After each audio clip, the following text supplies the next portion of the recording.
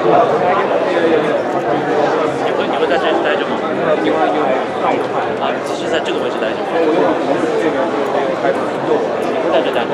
啊，麻烦看不要让人挡视。你们看一下大屏，然后被挡住。我觉得你往前放一放，往前放够不着线。哦。那这个可能会有人走。对，所以就是如果他们挡住的话，有人走还是 OK。走是没问题，别一个脑袋挡在前面，那完了。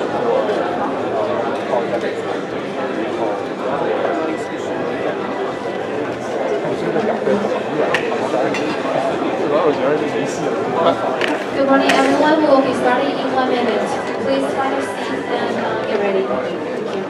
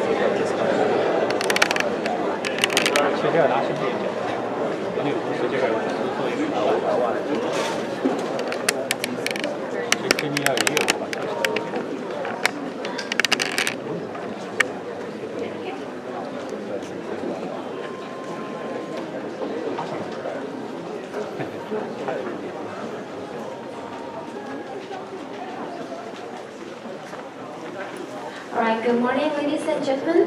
Welcome to today's event, the 2018 Silicon Valley Global Blockchain Investment Summit.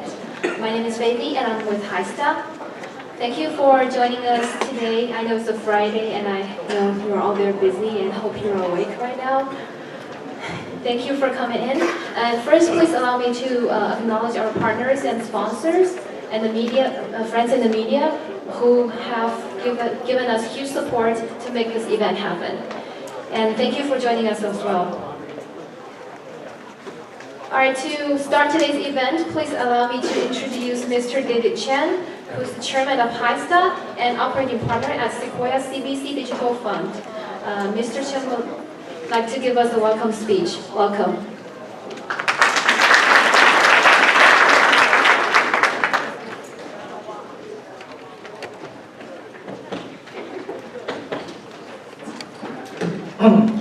Distinguished guests, ladies and gentlemen, my name is David Jing. I'm the current chairman of HiSta. Let me welcome all of you on behalf of HiSta board members and management team. Thank you for making the effort from all the world to join this great event.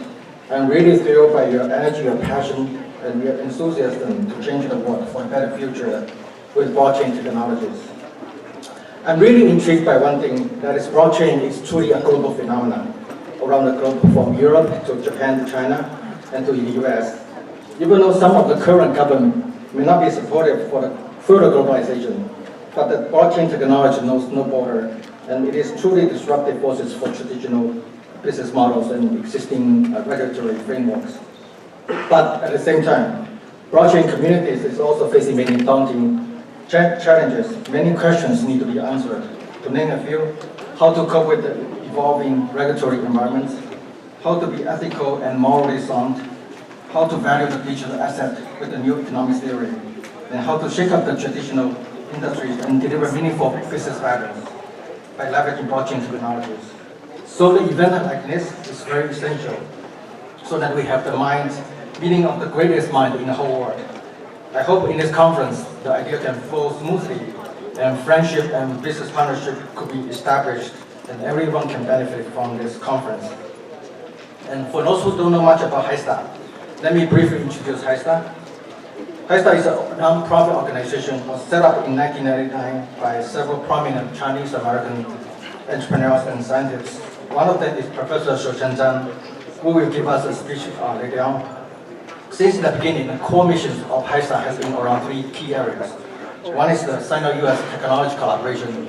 Second is about entrepreneurship. The third is about leadership. We serve about 30,000 community members. One thing I truly believe in is one of the Chinese saying called 无忘初心，方得始终. In this morning, I came up with my own translations. It's like this. Never forget about how you started, why you started. Let the original aspiration be your guiding star along the way, from the beginning to the end. It will help you accomplish your missions successfully. I think it's also very true for blockchain community. Many early pioneers of blockchain communities, they are truly idealists who strive to build a better future, a better world, a better society with the new technologies. I think most of us will carry on these missions into the future. May the original force be with you. Last but not the least, I would also like to thank our sponsors, our guest speakers, our media partners, and our volunteers, and our operation team. Without a contribution from you, we cannot make this possible. Thank you very much. Big thank you. I would also like to give special thanks to our co-host GBIS. I'm glad that we can organize this event together. Teresa student from GBIS will give us a talk right after me. Thank you very much. Thank you, David. Next, we have Ms. Teresa Sun, who is the managing partner at GBIS, and she would like to also give us a brief speech. Welcome.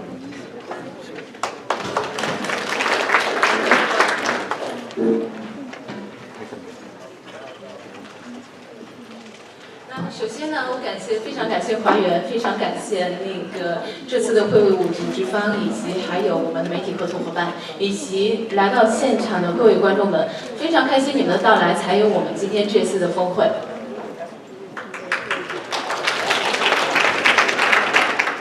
那在正式介绍 GBIS 之前呢，我想对我们基于我们之前的经验来讲一讲，就是区块链现在这个行业的一个发展。那首先，我想向大家介绍一个故事。在1603年的时候，荷兰的联合东印度公司成立。它在当时那个时间400多年前，他们创造了一个前所未有的经济体制。这个经济体制呢，叫做联合股份制公司。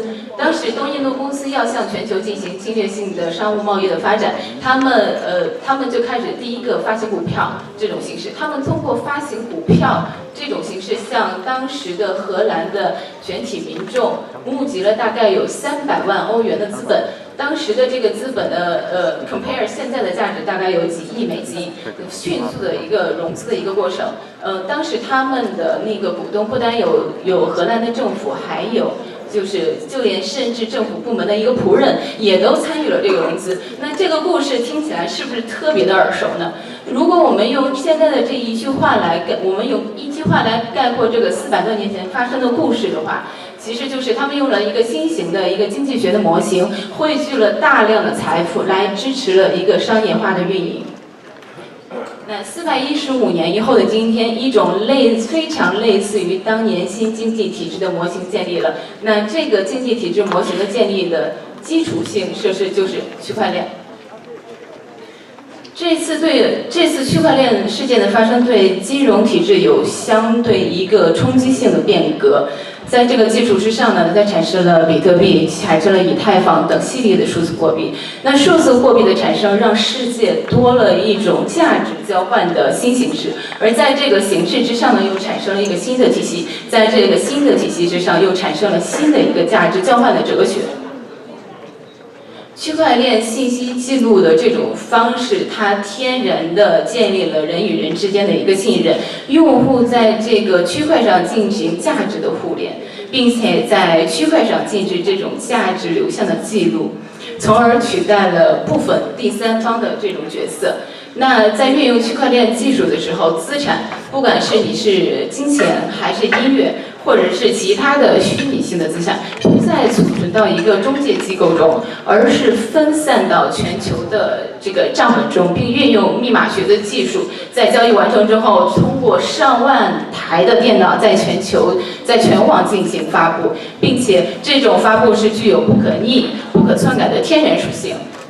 这项技术在过去几年里与各个行业进行碰撞的时候呢，产生了巨大的影响力。所以很多人坚信这是在继互联网革命之后的又一个科技时代，并且能给参与其中的每个人带来巨大的财富机会。那 Sorry to interrupt.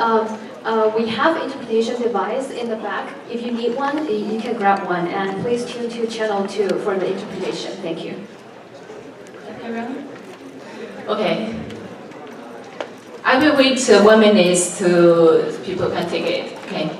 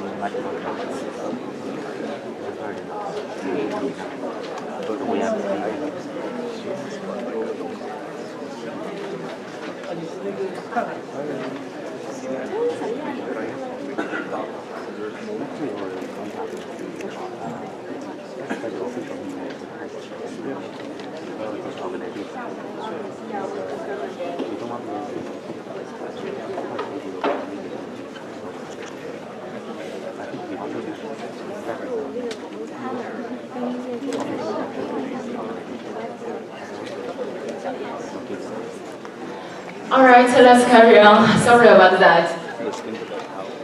那我们其实回顾一下我们之前几十年的历史，在过去的几十年里，我们迎来了这个互联网的时代。在这个时代呢，造就了 BAT 的神话，也让不少人在这个领域中获得了财富自由的机会。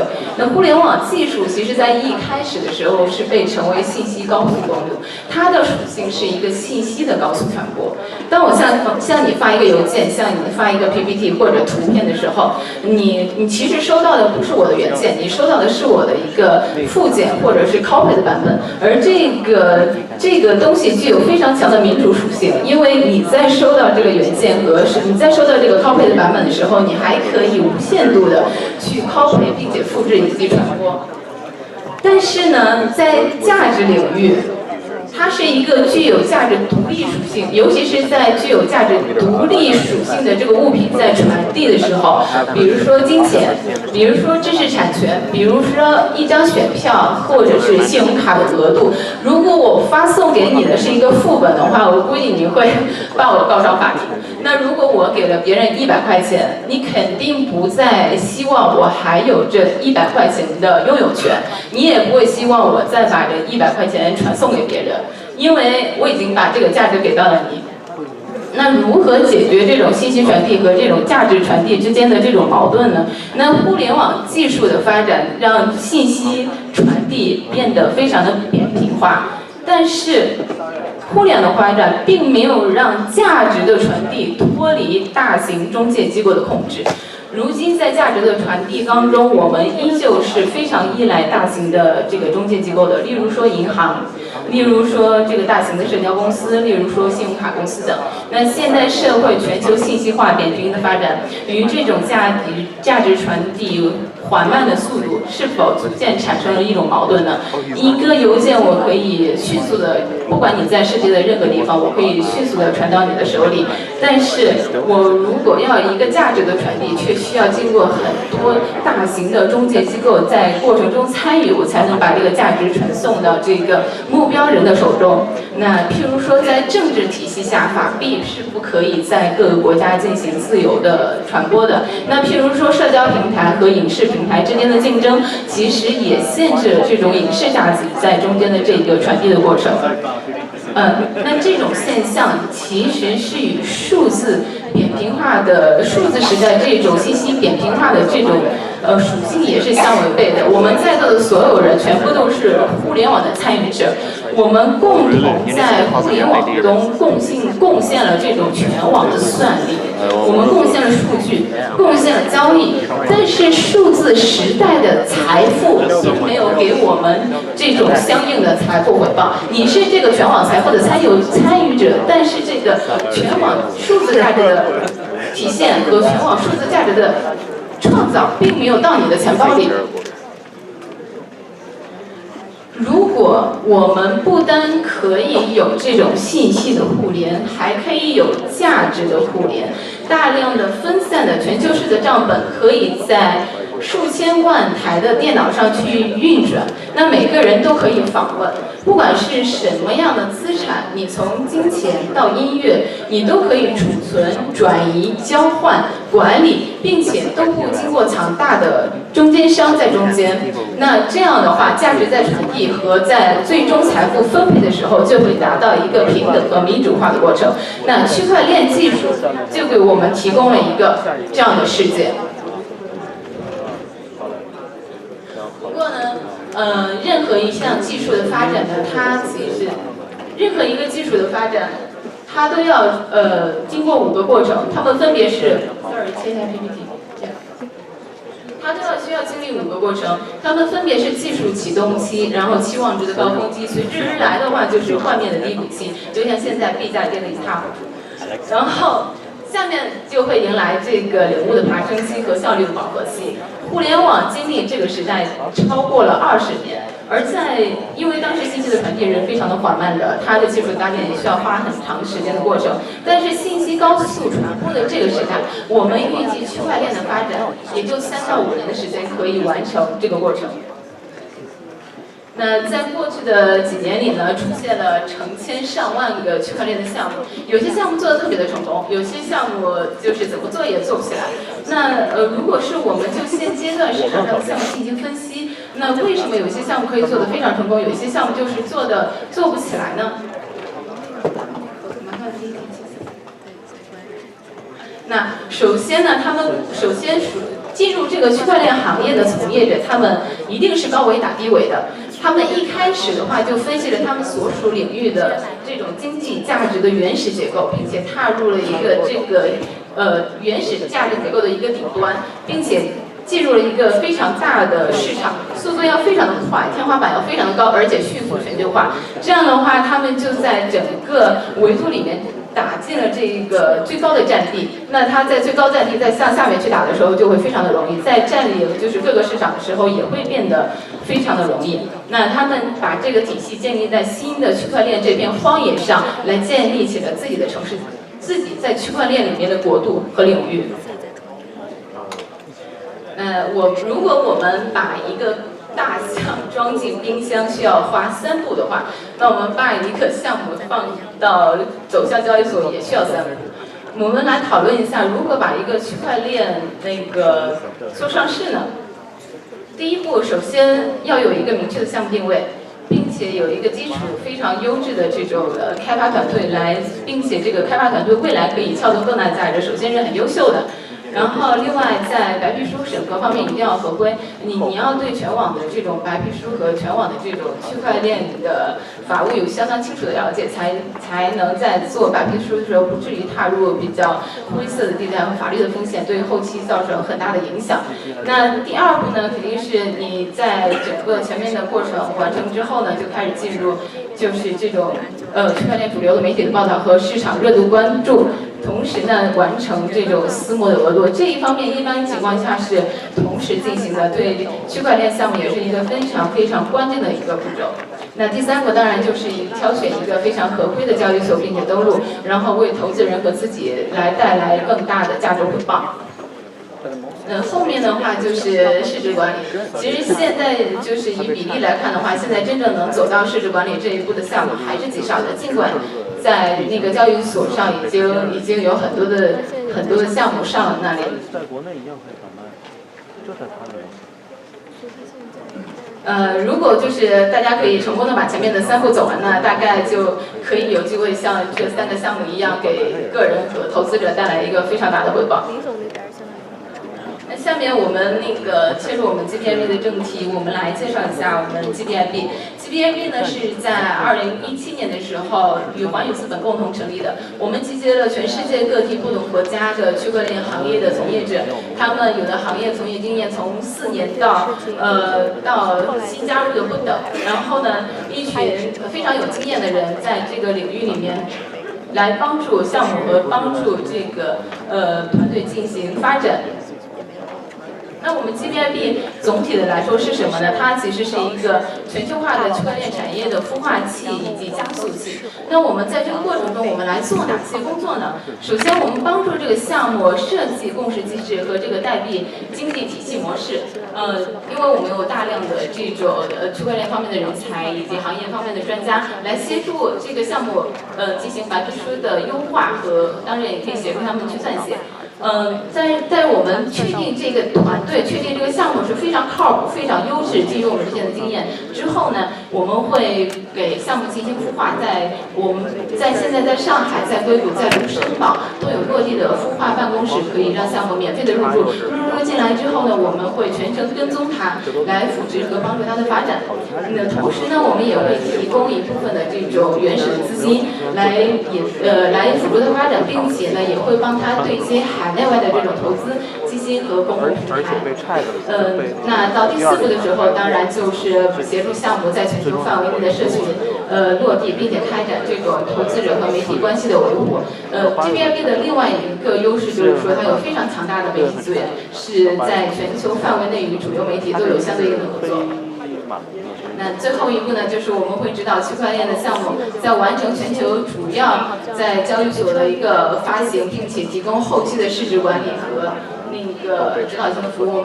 之后我会讲一下 GBIS 在整个盘子里面有哪些资源来维持和支撑我们上面这5步的进行。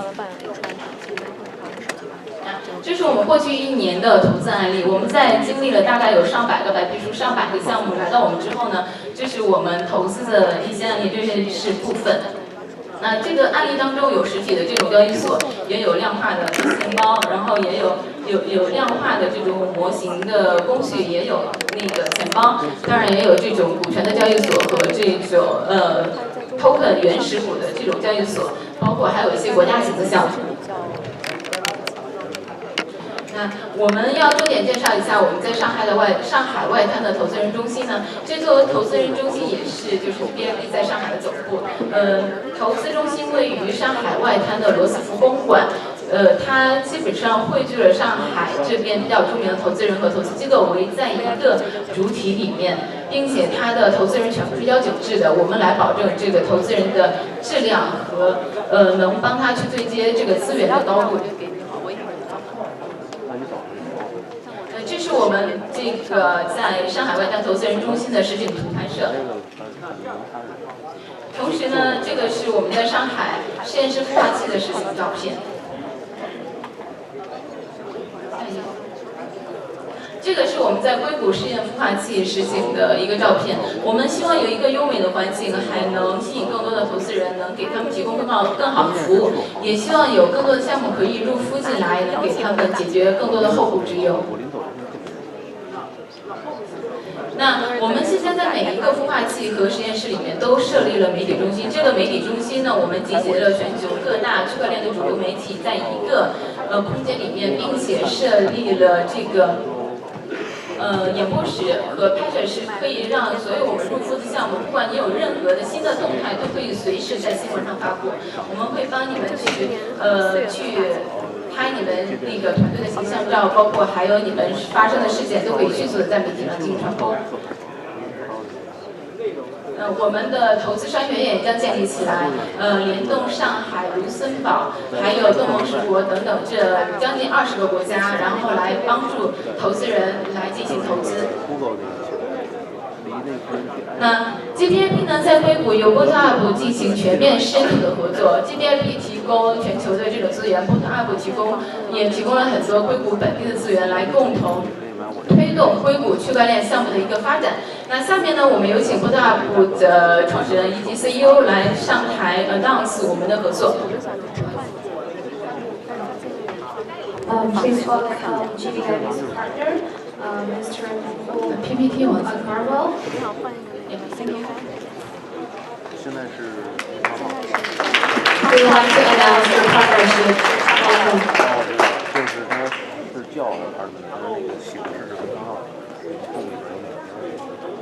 Hello, ladies and gentlemen.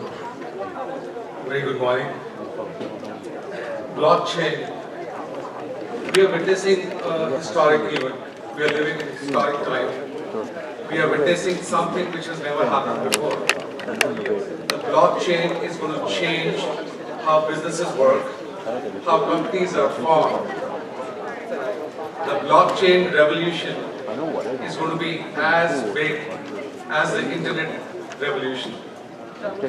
We at Bhutan are very happy to become a part of this revolution by partnering with GBIS. So this partnership gets us into the blockchain. So we are very happy about that.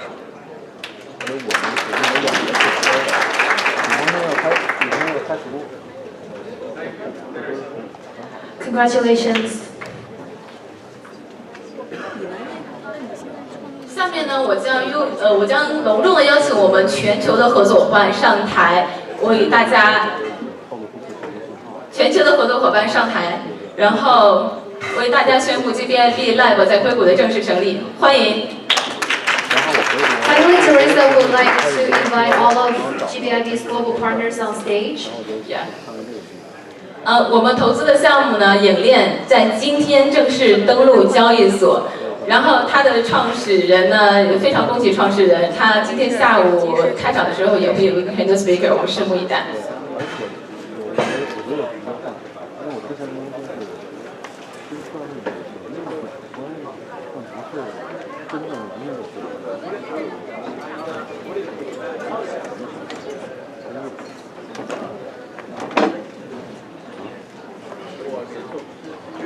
Please stay for a picture.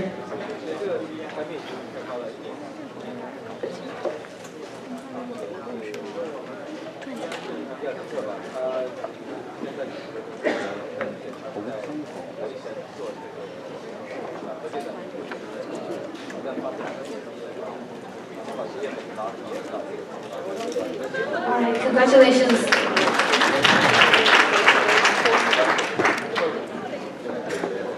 GBIS 现在的合作伙伴和资源，现在基本上已经覆盖了全球超过20个国家。我们的版图将会继续的拓展，希望能给本地的项目和全球的项目带来更多的支持，然后也希望硅谷的团队们能感受到我们的热情和服务，希望可以来 GBIS 继续入服，也希望投资人们可以加入到我们 GBIS 来共同帮扶项目的发展。谢谢大家。Thank you, Teresa.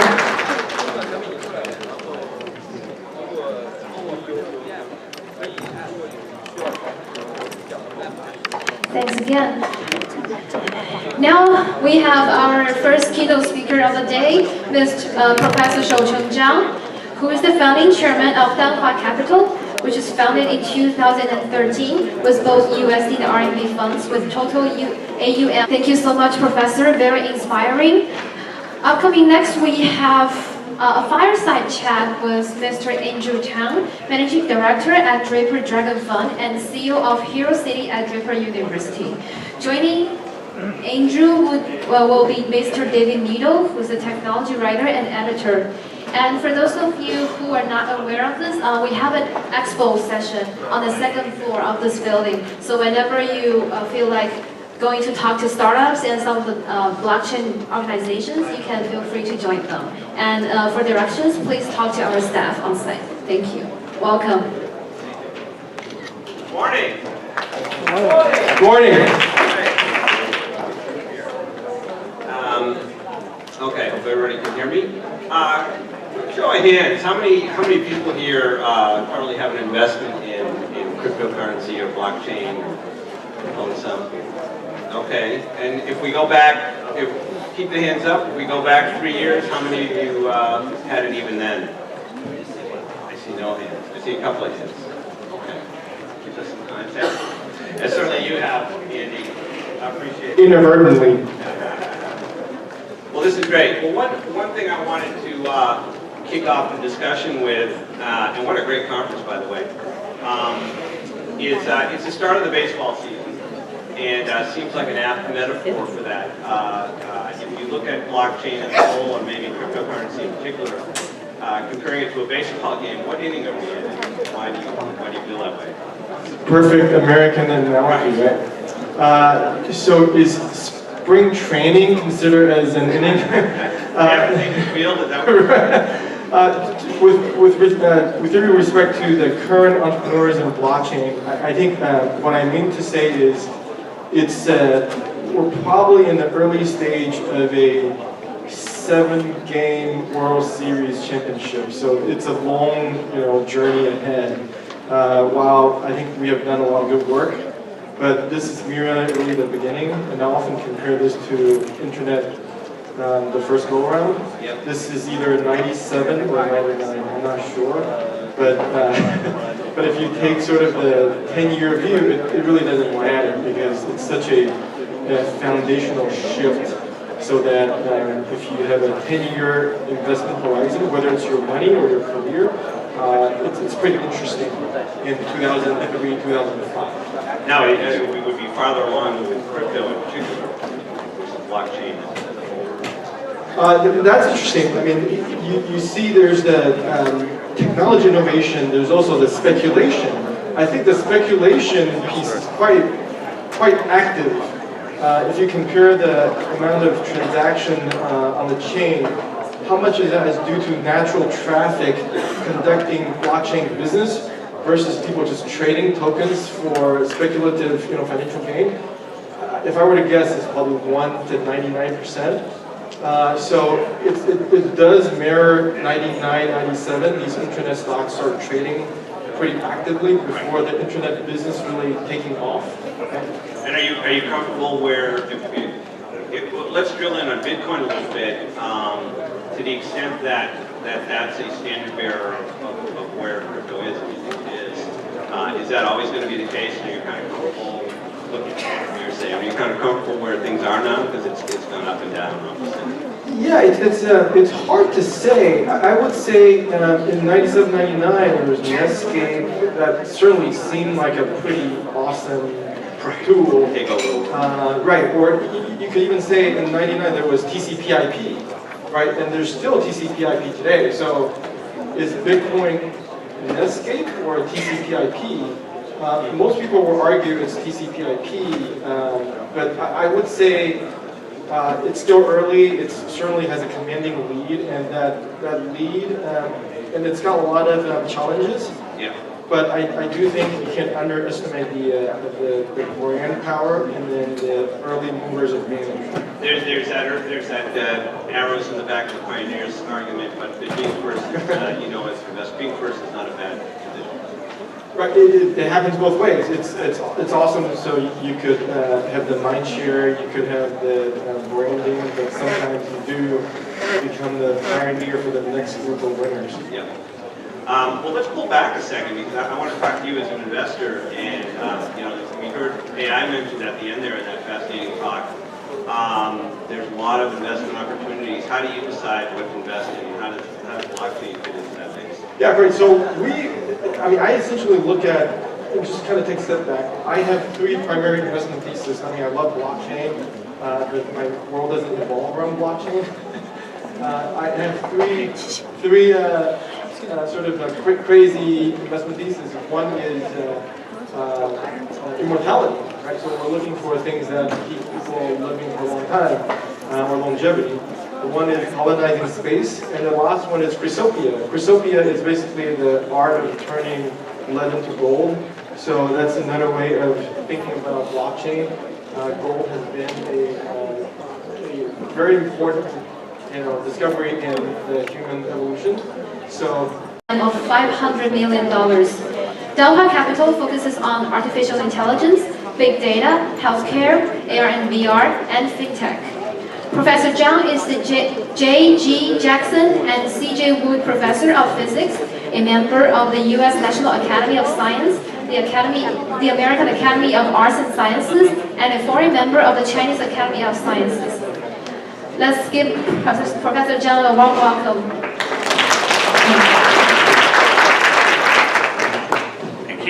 Thank you very much and good morning. I feel especially excited to come here because of the two topics both of my passion. One is Haistan. Maybe you don't quite know the history. It was actually founded in my home. The very first meeting which started in Haistan. And the second topic of my passion these days is of course blockchain. So,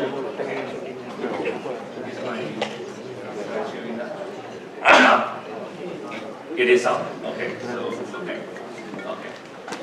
So we are in a very exciting moment in history that, as many of the previous speakers indicated, we're really in a moment in history where we find really a new technology which will fundamentally change humanity. We talk in terms of things like value exchange and medium of exchange. So in order to understand this exciting future, I'd like to invite you for a journey to the past. Basically, I think the blockchain revolution is much deeper than some people have originally thought. It basically is an approach which will bring natural sciences and social science back together. We always think of natural science being very, very precise, and social science, and especially economic science, very vague. But with the revolution of blockchain, I think these can finally converge. And that will really bring tremendously deep understanding of economics itself. Next page. So I'd like to start by giving an analogy to help us to understand the idea of a medium of exchange value. So I'd like to invite you to consider an example in physics. So originally, when we talk about things like gravitational interaction or electrostatic interaction, we, for example, have charges which are separated far from each other, and they have the property that the like charges repel and unlike charges attract each other. And they're described by a force law which is acting at a distance. Even though these two particles are not touching each other, they are actually interacting with each other by a force which is long-ranged. But if I have n particles, I will require n squared, roughly n squared type of interaction between every pair of these particles. And that's very, very inconvenient. So afterwards, people invented the idea from particle to the idea of a field. So I don't say that one particle is acting on another particle at far distance, but rather I say one particle generated a field, for example, in this case, an electrical field, and that electrical field in turn acts on another particle. So this way, the interaction becomes local because one particle generates a field in its immediate vicinity. That field propagates and then acts on another particle. Also, it makes the description much easier because then one particle is just interacting with a field. So if I have an n particle, I only have n such interactions. Whereas if I have pairwise interaction, I will require n squared such interactions. So, but this originally this idea of a field was introduced as an auxiliary concept, but later it becomes very useful. So this analogy, why I'm talking about this in the context of blockchain or in the context of economy. So this idea of transforming from a pairwise interaction between particles to an interaction through a medium, namely a field, is very similar to the transformation from a barter economy to a monetary economy. So in the very early days in human civilization, we don't have the concept of money. We only do pairwise exchange of goods. For example, my fish exchanging with your apple. So this also requires n squared such interaction, which is highly inefficient. Furthermore, you will require something which is called a double coincidence of wants. In order for this exchange to happen, I have to happen to want your apple, and you have to happen to want my fish, and that may not always be the case. So such an exchange is highly inefficient, just like I described earlier. To describe the pairwise interaction between particles is very inconvenient. But later on, human civilization invented a new concept, which is a medium of exchange, which is money. So in this case, I don't exchange apple with fish, but I exchange apple to money and money back into a fish. And that economy becomes much, much more efficient. So this analogy I find in some sense very precise, going from market economy to a monetary economy and going from pairwise interaction between particles to the interaction from particle to field and then from field back to particle. But still in the early days of science, the idea of a field was viewed as a fictitious concept. It's something that's useful for bookkeeping, but it doesn't, people really don't understand whether it is has an intrinsic physical meaning or whether it has intrinsic value. So that actually moves us to the next slide. Actually, one of the greatest revolutions in science is to understand that this concept of field is not auxiliary. It has intrinsic meaning and has intrinsic value. So many of you know, recognize the picture of Albert Einstein. Many of you know that he is famous because of his theory of relativity. But he did not receive Nobel Prize for his invention for the theory of special or general theory of relativity. He actually received Nobel Prize exactly for assigning a value to the field. Now, what is value in the physical world? The universal value in the physical world is energy. This is the value with which particles or physical entities exchange their value. So Einstein basically invented a formula for assigning a value to the electromagnetic field. So for example, different lights are different forms of the electromagnetic field, and red light will have lower energy than blue light. The shorter the wavelength, the more the energy. And this is the Einstein formula. So this is a tremendous step in the revolution in understanding of the concept of the field. Something which was originally introduced as an auxiliary concept, helpful for bookkeeping, but originally we didn't think it has an intrinsic physical value. But after Einstein's work and one great revolutionary step that took place, we finally understand that the concept of field has intrinsic value of its own. Next page. So then when we talk about money, what is the intrinsic value of money? Why does it have some intrinsic value? So let's, for the sake of argument, compare about two possible medium of exchange. One is apple, let's say, and the other is gold. Let's, for the sake of argument, assume that the gold doesn't have any intrinsic value. We don't even use it for industrial purposes or for jewelry purposes. But actually, Apple has, so we can use Apple as a medium of exchange. Let's say in a primitive economy, we exchange everything into Apple as a form of money, and then exchange everything back from Apple into some other form of goods. So Apple actually could have also have a commodity value. Besides being serving as the purpose of money, it could, we can actually eat the apple. It has some commodity value of its own. But as the intrinsic value of money, Apple is far worse than gold. Why? Because under the concept of one apple, we understand many, many different things. Apple can be a red apple, can be a green apple, the apple can be ripe, it can be already close to corruption, and so on and so forth. Basically, under the concept of one apple, we understand many, many different things. So in the curve, you see that the concept of apple has very, very broad distribution. Many people understand under the concept of apple many, many different ways. Especially in an economy, there has to be different parties, those that produce apple, those that consume apple, and those who simply use apple as medium of exchange.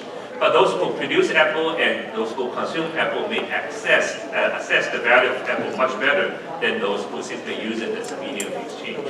So therefore, if different people assign different values for under one apple, it's not very convenient to use this as a medium of exchange. So something that has a very broad distribution would actually not be useful as a medium of exchange. On the other hand, a concept of 1 ounce of gold, people understand very, very precisely what is meant by 1 ounce of gold. The next page. And that is because of the work of two very famous physicists. And one is Archimedes, and the other is Isaac Newton. You may all know the story of Archimedes, that he was given a task by the king of Syracuse. Some handyman fashioned a crown, a golden crown for the king, but the king is very suspicious whether the crown is really made out of actual gold or not. And he gave Archimedes the task to figure out whether the crown is made of all gold. without destroying the crown. So Archimedes was very, very perplexed by this question: how can you possibly assess whether a crown is made of true gold without destroying the crown? So when he got very depressed, he took a bath, and in the bathtub he suddenly had a revelation, and he shouted "Eureka!" and the story runs that he ran naked to the king and telling him the solution. So actually the solution is very simple. You take a golden crown and you take pure gold, exactly of the same amount, so that the balance, the scale balances in there. And then if you put that same scale into the water, actually you find that they no longer balance. Actually the gold will sink down and the crown will go up, flow down.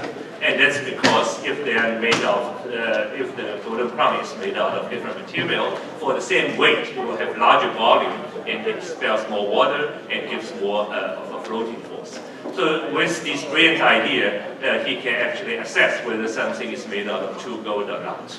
So this actually gave tremendous reason for why gold was adopted early on to be the monetary exchange, precisely because of the argument I gave earlier, because under the concept of 1 ounce of gold, we can actually measure very precisely whether a piece of metal is actually made out of 1 ounce of gold.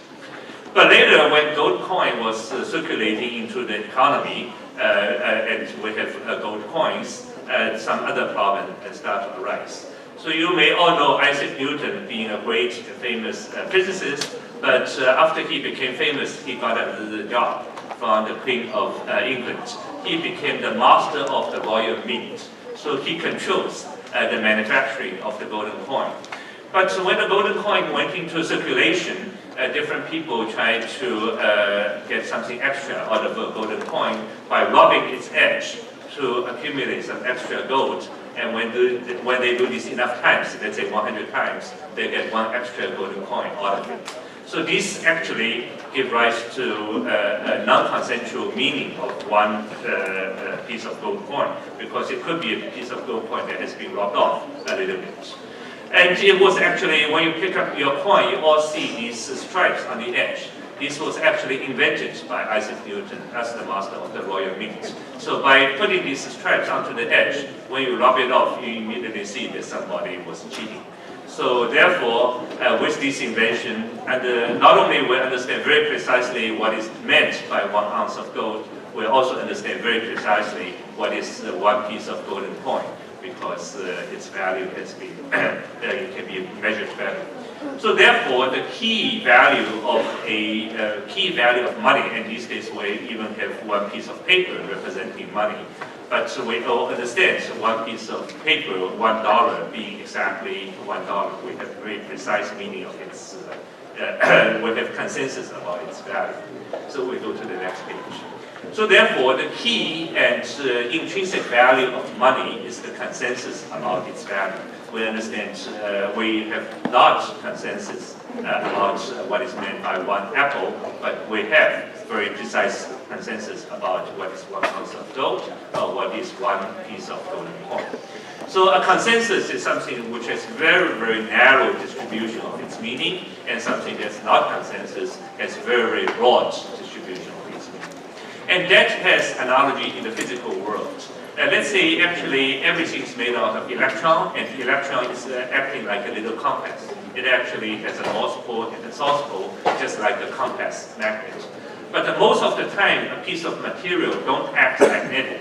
And that's because the electron spin, being like a little compass, is behaving more like on the right. It's pointing all in the random directions, and it does not have well-defined global, they don't have consensus about the 1 common direction to point to. But we also see another phenomenon. Every time you go to your refrigerator, sometimes you like to stick a magnet on your refrigerator. So what's happening inside the magnet? What's happening inside the magnet is that every electron, being like a little compass, all have consensus about 1 direction to point to. So basically in the magnet, all electrons point in exactly 1 direction. And that's why globally this material acts as a global North Pole and the South Pole, and that's why it can stick on your magnet. So that's why we see that in the physical world, these unconscious electrons can somehow decide collectively onto one direct to point to, and namely reaching consensus. So, and we just argued that consensus is the key meaning of money. In order to have monetary exchange, we have to have consensus about its value. And that brings me to a concept which is very fundamental, which is called entropy. In a state when the magnet is all pointing randomly, it is a state of high entropy. And in a state when the magnets, the electron compass, are pointing in one uniform direction, it's a state of low entropy. Basically, there are many, many ways to be random, but very few ways to be in consensus. So as time evolves, usually entropy increases. Go to the next page. So, but even though in the natural world things tend to be more disordered and things tend to be more random, but still under special circumstances, order can happen before disorder.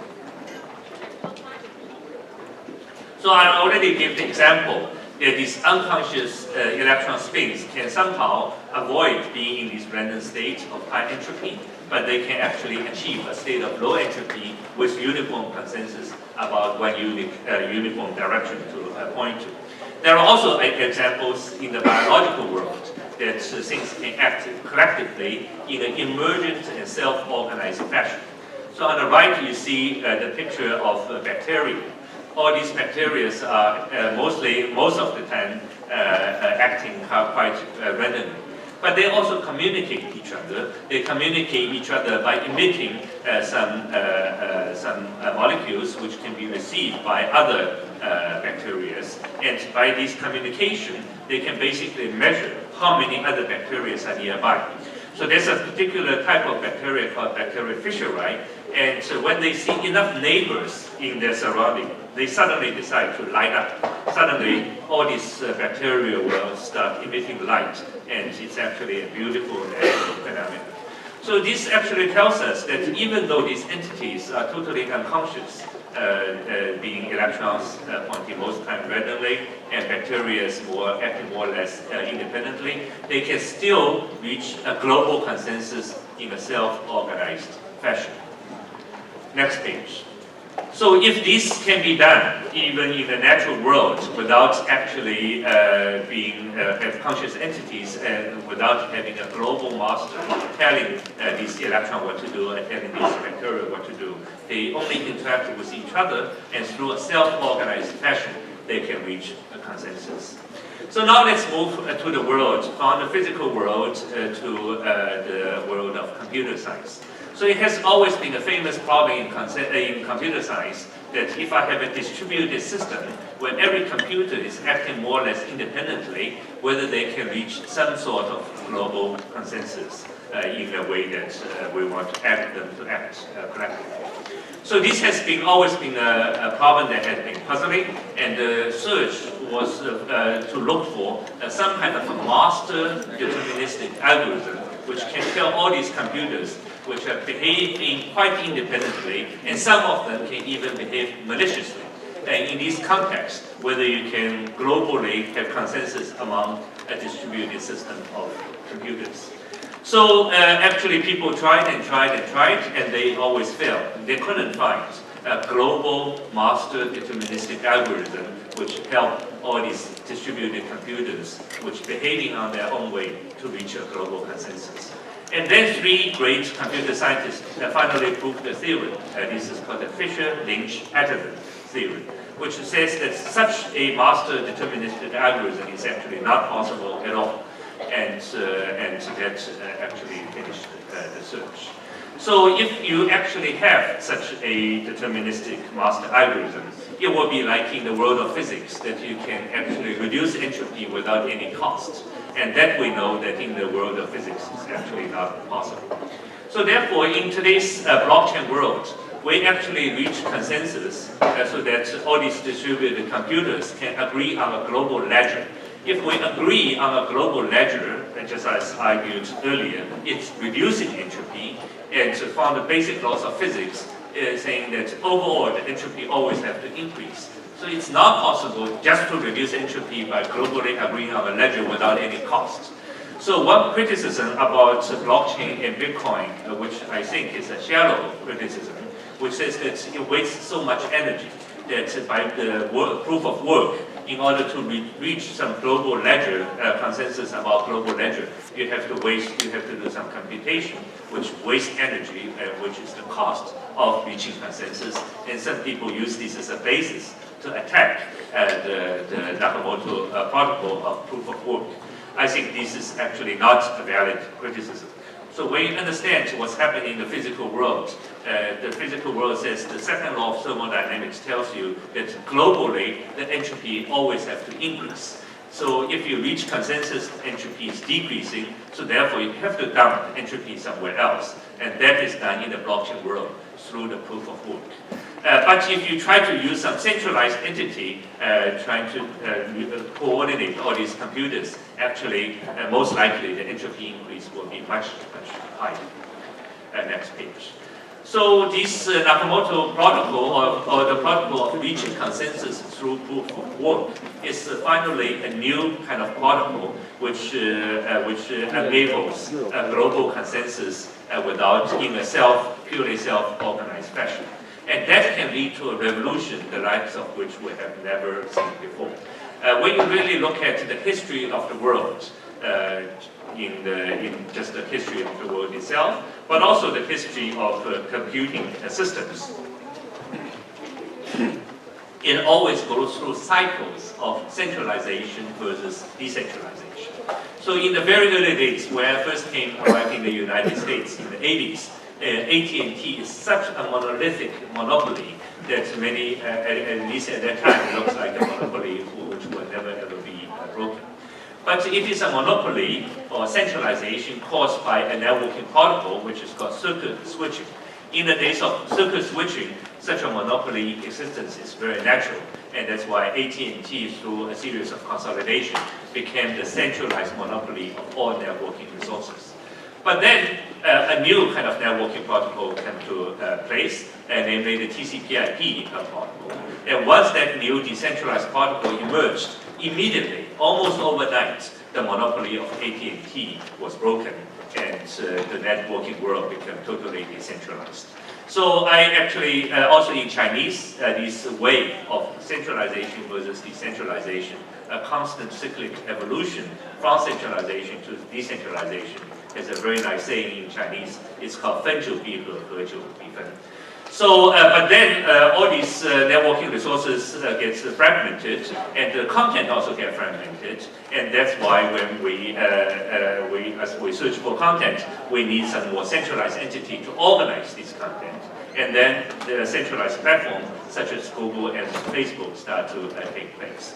So this centralized monopoly actually organizes all our data, or personal, sometimes even our personal data, into a centralized platform. And that could be extremely unhealthy for the further development. So what I believe, what blockchain technology will enable, besides being a useful platform for value exchange, is finally it could give data economy back to the individuals, so that we can all own the data. So that goes from 合久必分, it goes from centralized platform back to us. And then through this new blockchain technology, finally a data market can take place.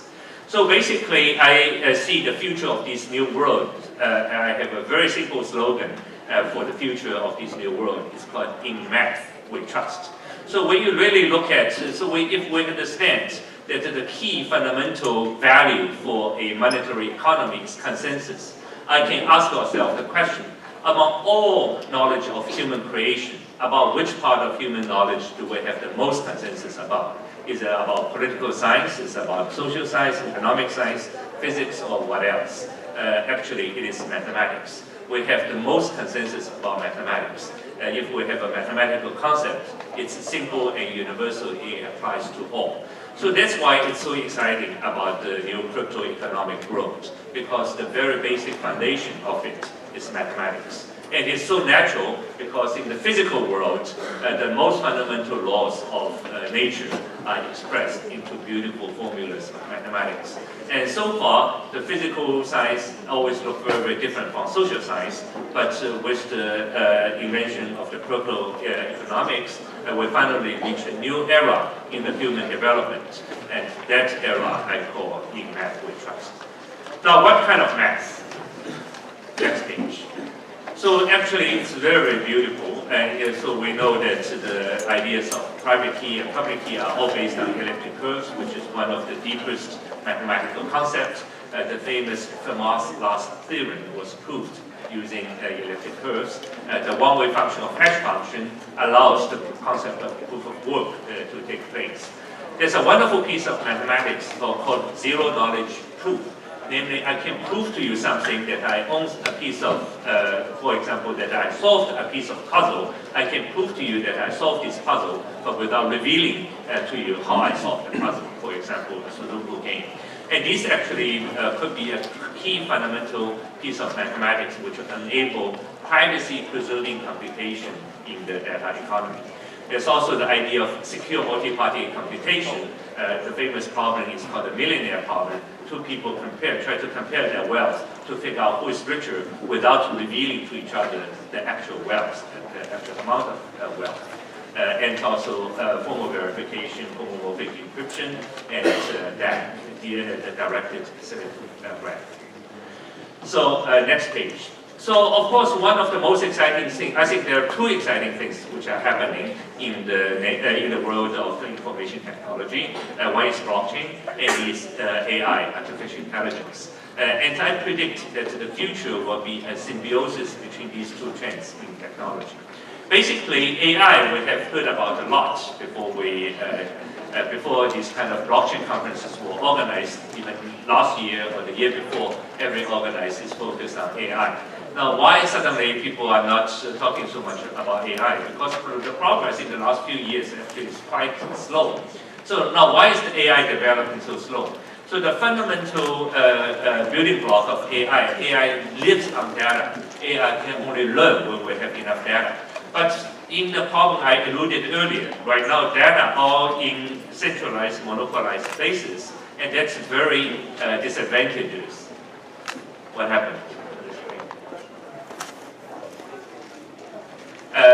So there's a so the data is not there for the AI to learn because there's not enough incentive for individuals to contribute to their data. So with the blockchain world, if the data ownership goes back to the individual, and if there are these mathematical primitives such as secure multi-party computation and so zero-knowledge proof, finally the data ownership can go back to the individuals, and with those privacy-preserving computations possible, finally a data economy can take place. And if the data economy takes place, individuals will be rewarded or incentivized in providing data, and finally this will make AI to work. So this, I also think, will finally enable the crypto economics world to function better than the current economic world. Because in the current economic world, there are biases against minorities, as everywhere in the society. We always face this problem of biases against minority. But in such a crypto economic data marketplace, when you think about what AI needs to learn is data. But if my AI algorithm is already, let's say, 90% accurate, the data that I need to learn further is not yet another kind of data which is similar to what I used before. In order to get my AI algorithm to be more accurate, I need to learn most from corner cases so that I can improve from 90% to 99% and then to 99.9%. So what I need most are these corner cases, but the corner cases are owned by minorities by definition. So finally, in this data marketplace, the crypto economic world can do social goods by turning an ugly duckling into a beautiful swan. Because the ugly duckling is not ugly, it simply is different. And the difference is actually most valued. It's discriminated against in the current economic model, but will be valued most in the future crypto economic world when data marketplace takes place. And go to the next page. and then skip that next page. Yeah. So then and then the next page. So I'm the founding chairman of the HPC, and so we actually predicted that blockchain is the most important revolution of our time. So we started investing quite early on in the blockchain world. So we try to invest systematically, understanding what are the key commanding types of the crypto economic world. And we started systematically deploying, so in things like stable exchanges, in stable coins, in exchanges, and in different application layers, and also in the infrastructure layer. Maybe let me single out one investment on the lower right corner, which is ontology. And this is our cloud investment. And even in the current bear market, they are doing extremely well. We have more than tenfold in the initial listing on the exchanges. So basically, this is the fundamental technology which enables the data marketplace to take place. Next page. So what do I think are the fundamental areas worth investing? One is the blockchain scaling solution. The other, a very, very exciting development. So starting from, for example, from one area we invested, it's a token called Theta, and that's tokenizing the networking infrastructure of content delivery. So it's tokenization of CDN, content delivery network, and this is actually a very, very exciting area. So I think that the blockchain value exchange layer and the fundamental networking layer can also exist in symbiosis with each other.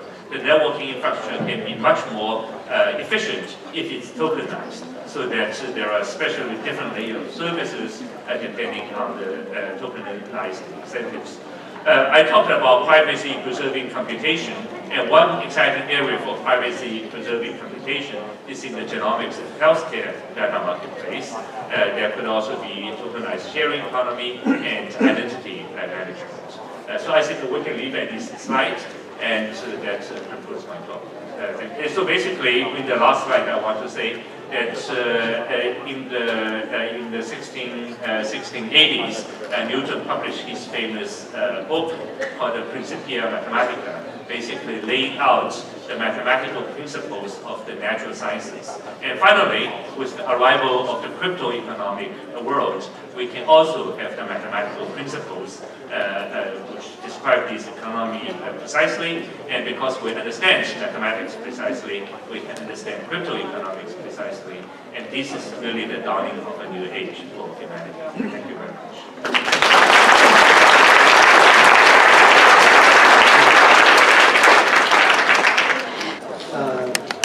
Blockchain, something like that will replace that in trade. So we look for two main things in all of these areas. Two main things.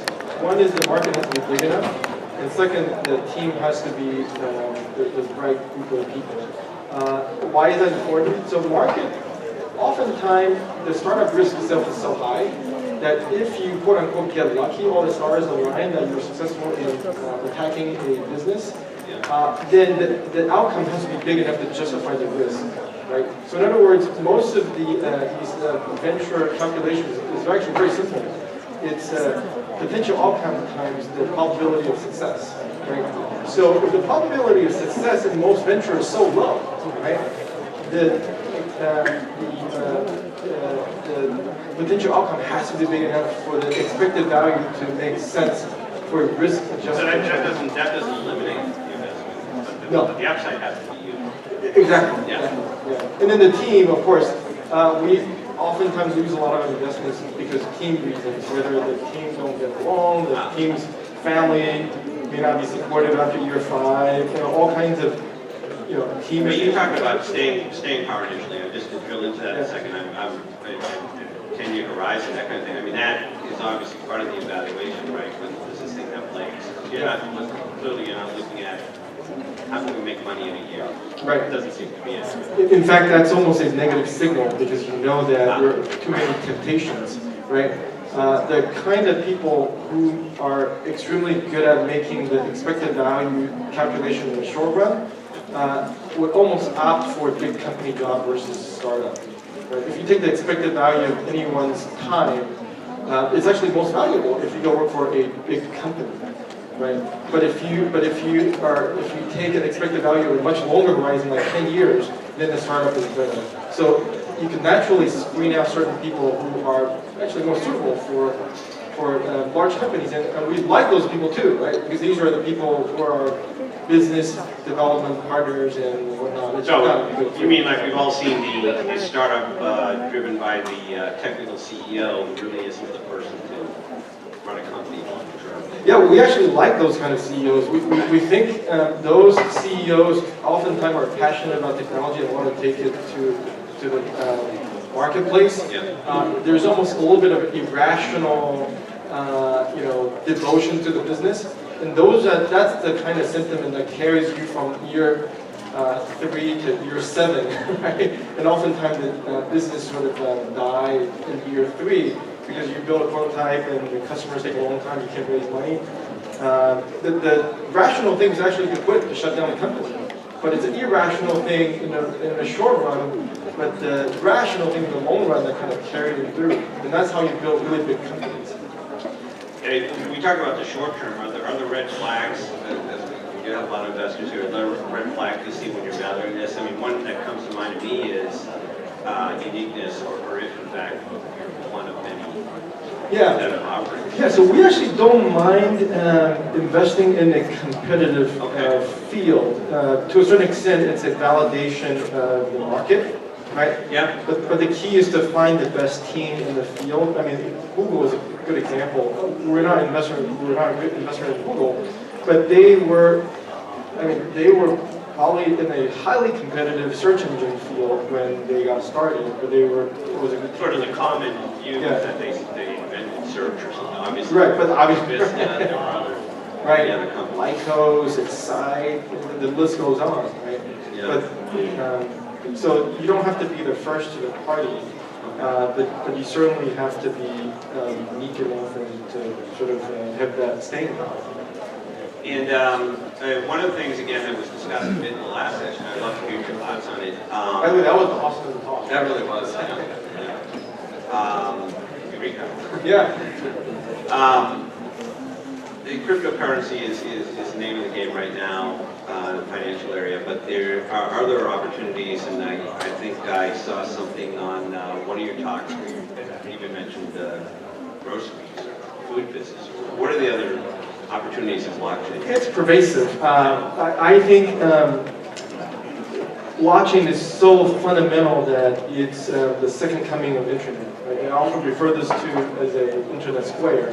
And the fundamental driver is this: if you look at the computation of power in the x-axis, and then the bandwidth in the y-axis, right? So blockchain is basically that z-axis.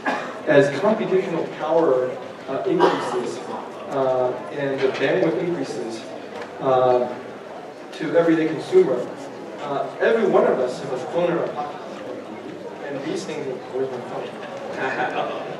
Very important, it's like my brain, right? These things become servers, right? This is no different from a serving bank. So we have all these servers floating around at $500. Actually, some of these phones are free. So it changes everything, right? So it really, when you think about internet revolution, there's internet 2.0, 3.0, shared economy, all that whole internet. Blockchain, I think it's the internet square because it takes that third dimension of combining bandwidth and computational power and put the distributing computing into every one of the consumers. So it affects the way we do finance. That's the low-hanging fruit. Most people think about payment. And you have smart contract, it changes the law profession. It changes the media entertainment industry in terms of profit distribution. It changes the food industry, manufacturing industry. Based on the IoT, you can start tracking the goods, how they were manufactured as a history. It changes everything. So it's very pervasive. It even changed the way you might be governed one day, right? Governance, e-government. So I think it's such a fundamental change in the way we humans communicate with each other. So we're just seeing, going back to baseball example, this is the spring training of a long baseball season that ends with a 7-game series world championship. And we're very, very early. Very early. If you were, I don't know if there's such a thing as Blockchain Magazine, but if it was, and they were doing their end of the year issue for 2018, what would be the feature story or the headline, do you think? How significant is this year in the evolution? I think this year is important because it is the first time I feel the mainstream consumers are getting this awareness, right? It actually started, if you trace back to the Bitcoin price, just using it as a proxy. It was around Thanksgiving time when the Bitcoin price started climbing. And many people attribute it to Thanksgiving dinner. Suddenly, one person comes to the turkey dinner and then they told them about the rich stories about Bitcoin. Everybody go and buy.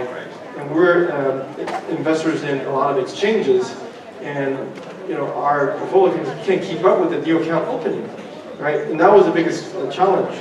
But it's so quickly you see that Bitcoin price started crashing and correcting in Q1 of this year. So I think this is definitely the blockchain technology getting indirectly introduced to the public through Bitcoin.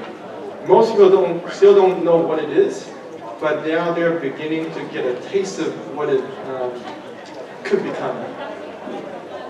I meant to mention this earlier. Andy said something very dangerous to me that we met briefly ahead of time, which was he said, to a journalist, feel free to ask me anything. So. Okay, please. But crypto obviously and blockchain clearly cuts across geographic boundaries. But is the U.S. where it's happening, or where are the hotbeds from that point of view? Good question. In spring training right now, I think it depends on industries. I think, or depending on the layer of the architecture, I think in the mining space, it's still, China. China is probably dominant. And then in terms of exchanges, it's moving very quickly. If you see the exchanges, they've moved from U.S. and China to now Japan. And some of these governments have very favorable and tolerable policies that will attract those exchanges. So it's moving very quickly. Whatever is sort of the flavor of the day today will probably be very different next year. But one thing I do notice, blockchain compared to other type of early stage startups we invest, blockchain companies are very international. One thing I didn't address is, if you look at the major change in startup this year compared to 10 years ago, is really the idea of harnessing those two axes, computational power and bandwidth. It allows international startups to collaborate, right? And combine that with open source movement. If you look at any white paper, you see this is like a United Nation, and you see oftentimes people don't work from the same office, right? So idea of having great companies coming out of Silicon Valley, it's going to become a little bit sort of spread out. Level planning, more of a level. Yeah. Because what's the entry point? I mean, what's the cost? It's pretty low. Right, and you have the best of breed. You can find the best backend developer, you can find the best Solidity programmer, and they may not necessarily be living within 10 square miles of each other. Right? In fact, oftentimes they're different nationalities. I don't pretend to understand the complete depth of this, but you mentioned mining. Is there really a valid concern here that the actual computing power to support this big infrastructure is somehow beyond our grasp at some point, or how do we deal with that?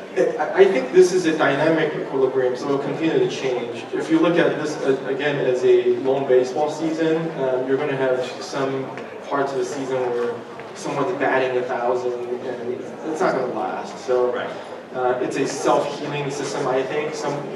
When you have 50% of the mining happens in China, some other miners will start picking up. And I think in the long run, it's a pretty, I like to believe it's a pretty resilient network. It will have problems, just like the internet. It will have all kinds of problems. Regulatory challenges, technical challenges, consumer confidence, all of that. But I think over time, if you look at the fundamental technology, it actually is pretty deterministic. We need a major IT upgrade across all industries. Right. Across all blockchain or? Blockchain is the IT upgrade that's going to happen to media, to food, to government, to... But you're not saying blockchain needs to upgrade, you're saying this is the upgrade. The IT upgrade is blockchain, is to take advantage of all these servers in your pocket. Right, right, nuts. Amazing.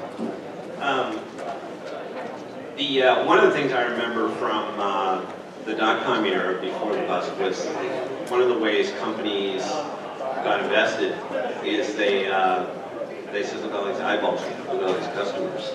And in retrospect, at least, that became kind of a cautionary tale that really wasn't, because that wasn't real. Is there any analogy in what you see today where things are being hyped for kind of the wrong reasons? Absolutely. This is such a great example. I'm glad you brought this up. I remember I was at an investment bank during the dot-com days. Yeah. We were valuing company first based on profit, and then based on revenue, and then based on future contracts, and then based on number of customers, eyeballs, and then based on the number of engineers. Does that sound familiar? And then, and then there was a correction. Today, you see some companies being valued based on, first based on, I don't think there's any profit. Based on maybe number of users, and then the quality of the team. And then the latest metric is the number of people on Telegram in their community or group. So I think it's a phase. I think, when I hear stories like that, it doesn't make me more nervous because I've seen it go through. Because at the end of the day, these internet businesses are awesome. Right? You look at, there are plenty of internet businesses that went out of business, but the ones that survived, in fact, the second group of internet companies that share economy, or these e-commerce companies that were built from the failed internet business, they're pretty awesome. So I do think it's a necessary and natural phase to go through, but just don't get too overly excited. Your hairs as an investor, though, along the way, yeah. You can, but not if your job is that investing, you're seeing this, and you have a strategy. That strategy's dollar cost averaging. So when it's really exciting, you don't want to overinvest. When this is really sort of looking very depressing, you don't want to underinvest. So you kind of just keep it even keel, same amount of investment, put to work. And over time, what you'll find is that the long-term investment thesis is actually very easy to predict. Right? Humans will live over 100 years. Less than 100 years ago, our average life was 40 years, and now it's 70. It doubled. Right? So something will come along. Blockchain technology, it will upgrade entire IT infrastructure. It's just very deterministic if you take a 20-year view. But what you don't want to do is make a 5-year bet, and then you may get caught with your pants down. So I'm kind of thinking this through. I'm thinking maybe you have an end game here of investing in immortality. It's going to be long enough to see the blockchain come to realization. That's right. That's right. Prioritize immortality so we could see the end of blockchain. And two quick things I wanted to mention. One is, if nothing else comes of this, look up Internet Squared and on the internet, this is videos of what you've done talking about many of these topics. What we're checking out on YouTube, I think. Yeah, it's actually on our company's website, drapertv.com. Okay. And you also have a conference yourself. Yeah, we actually. So as part of what we do, so we started with venture investing with Tim's fund, and today we have a US dollar fund, a renminbi fund in China, and then most recently we also have a crypto fund. Really, we try to listen to our customers, and our customers are entrepreneurs and are limited partners. And then we also have a non-profit arm that does education. And then, so that class is sold out, that's in April, so it shows you the excitement of the blockchain course, 1-week course. We are still looking for partners and sponsors, and if you are interested, feel free to talk to our folks. I haven't looked at this. I mean, is blockchain filtered out to the university level? Where you guys pioneer in there? It's beginning to. In fact, that's one of the things we try to do is we try to fill that void. Yeah. We see a lot of the entrepreneurs want to get into blockchain but don't know how. So the education piece is important. So it's done through Draper University. In fact, we'll have a course on immortality, a course on colonizing space. Because that seems to be the gap between venture capital and traditional higher ed. Right? So we really try to fill that gap. And then looking ahead 3 years, how big do you think this conference will be? By the way, one thing I've noticed is it's a sort of temperature gauge for how hot a topic is. Yep. Most of the blockchain conferences are sold out, within 2 or 3 weeks. So in 3 years, it depends on where we are in the cycle, right? Yep. I think this is easily a 1,500, 5,000 people. Yeah. I think this is huge. And one of the things that, and I don't know if this is more an urban legend, but I think we touched on the gold rush earlier, the original gold rush, that the story is that the people who made the money were selling the picks and shovels. They didn't have conferences then, but if they did, they probably would have made money. But are those areas of investments as opposed to directly in the currency itself? It's interesting you mentioned. I think we don't invest in we never invest in just the token itself. Yeah. We invest in technology, right? If the course of investing in technology requires us to buy into a token, we have the crypto fund that does that. But we started investing in the picks and shovels. That's how we got into Ledger, Coinbase. And that's precisely the investment thesis. We'll continue to do that, but I think to an extent there's some interesting blockchain companies like VeChain in China. In fact, we were in 2 of the top 3 blockchain companies in China. VeChain made a seed investment there, and then we incubated CUDA, the 3rd largest in China, out of Draper University. So that was a guy and a piece of paper. Wow, that must have been a heck of a pitch. Yeah, I tell you, at the early stage, they're all heck of pitches. They all look good. It's just a matter of time before they become good. Well, we're wrapping up, but basically you're very optimistic about where things are headed. Yeah, absolutely. If you take a 10-year view, the future becomes very clear. Right? My job is really easy because I make 10-year predictions. I can do that every day, all day long, with any sector. It doesn't take much.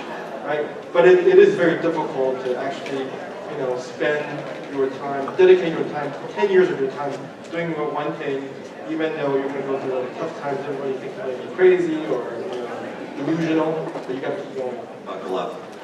What a fantastic discussion. Please thank you for being here, Andy.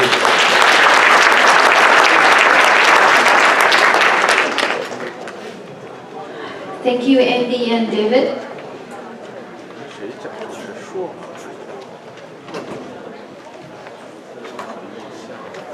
Next, we will be having a very exciting panel discussion on whether we're ready to embrace the new digital world.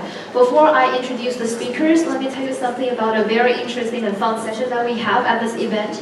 I know a lot of you would actually like to raise questions to our speakers on stage while they're speaking. So our partner PickPick has provided us this service. If you look at your agenda, you will find a QR code on the right bottom of the paper. If you scan the QR code with your WeChat or iPhone camera, I assume everybody has their cell phone today. So if you scan the QR code, you will be entering an interface, and if you click join discussion, you will, and once you log in, you will be able to raise questions. And for each panel, during the last 5 minutes, we will select the most likes and ask questions for the moderator to actually ask the questions to the speakers. If you don't have any questions, but you like some of the questions that are asked, you can like them. And please like the ones that you like the most so they can actually be asked on stage. If you have any questions, please ask our staff, our volunteers, and they'd be happy to answer. All right, now let me introduce our panel speakers. Mr. Xiaomeng Ling with Voting Network, Mr. Eric Van Miltenberg with Ripple, Mr. Edison Yuan from 500 Startups, and Mr. Hao Chen from GBIS. And this panel will be moderated by Mr. Mokli from Honest Capital. Welcome.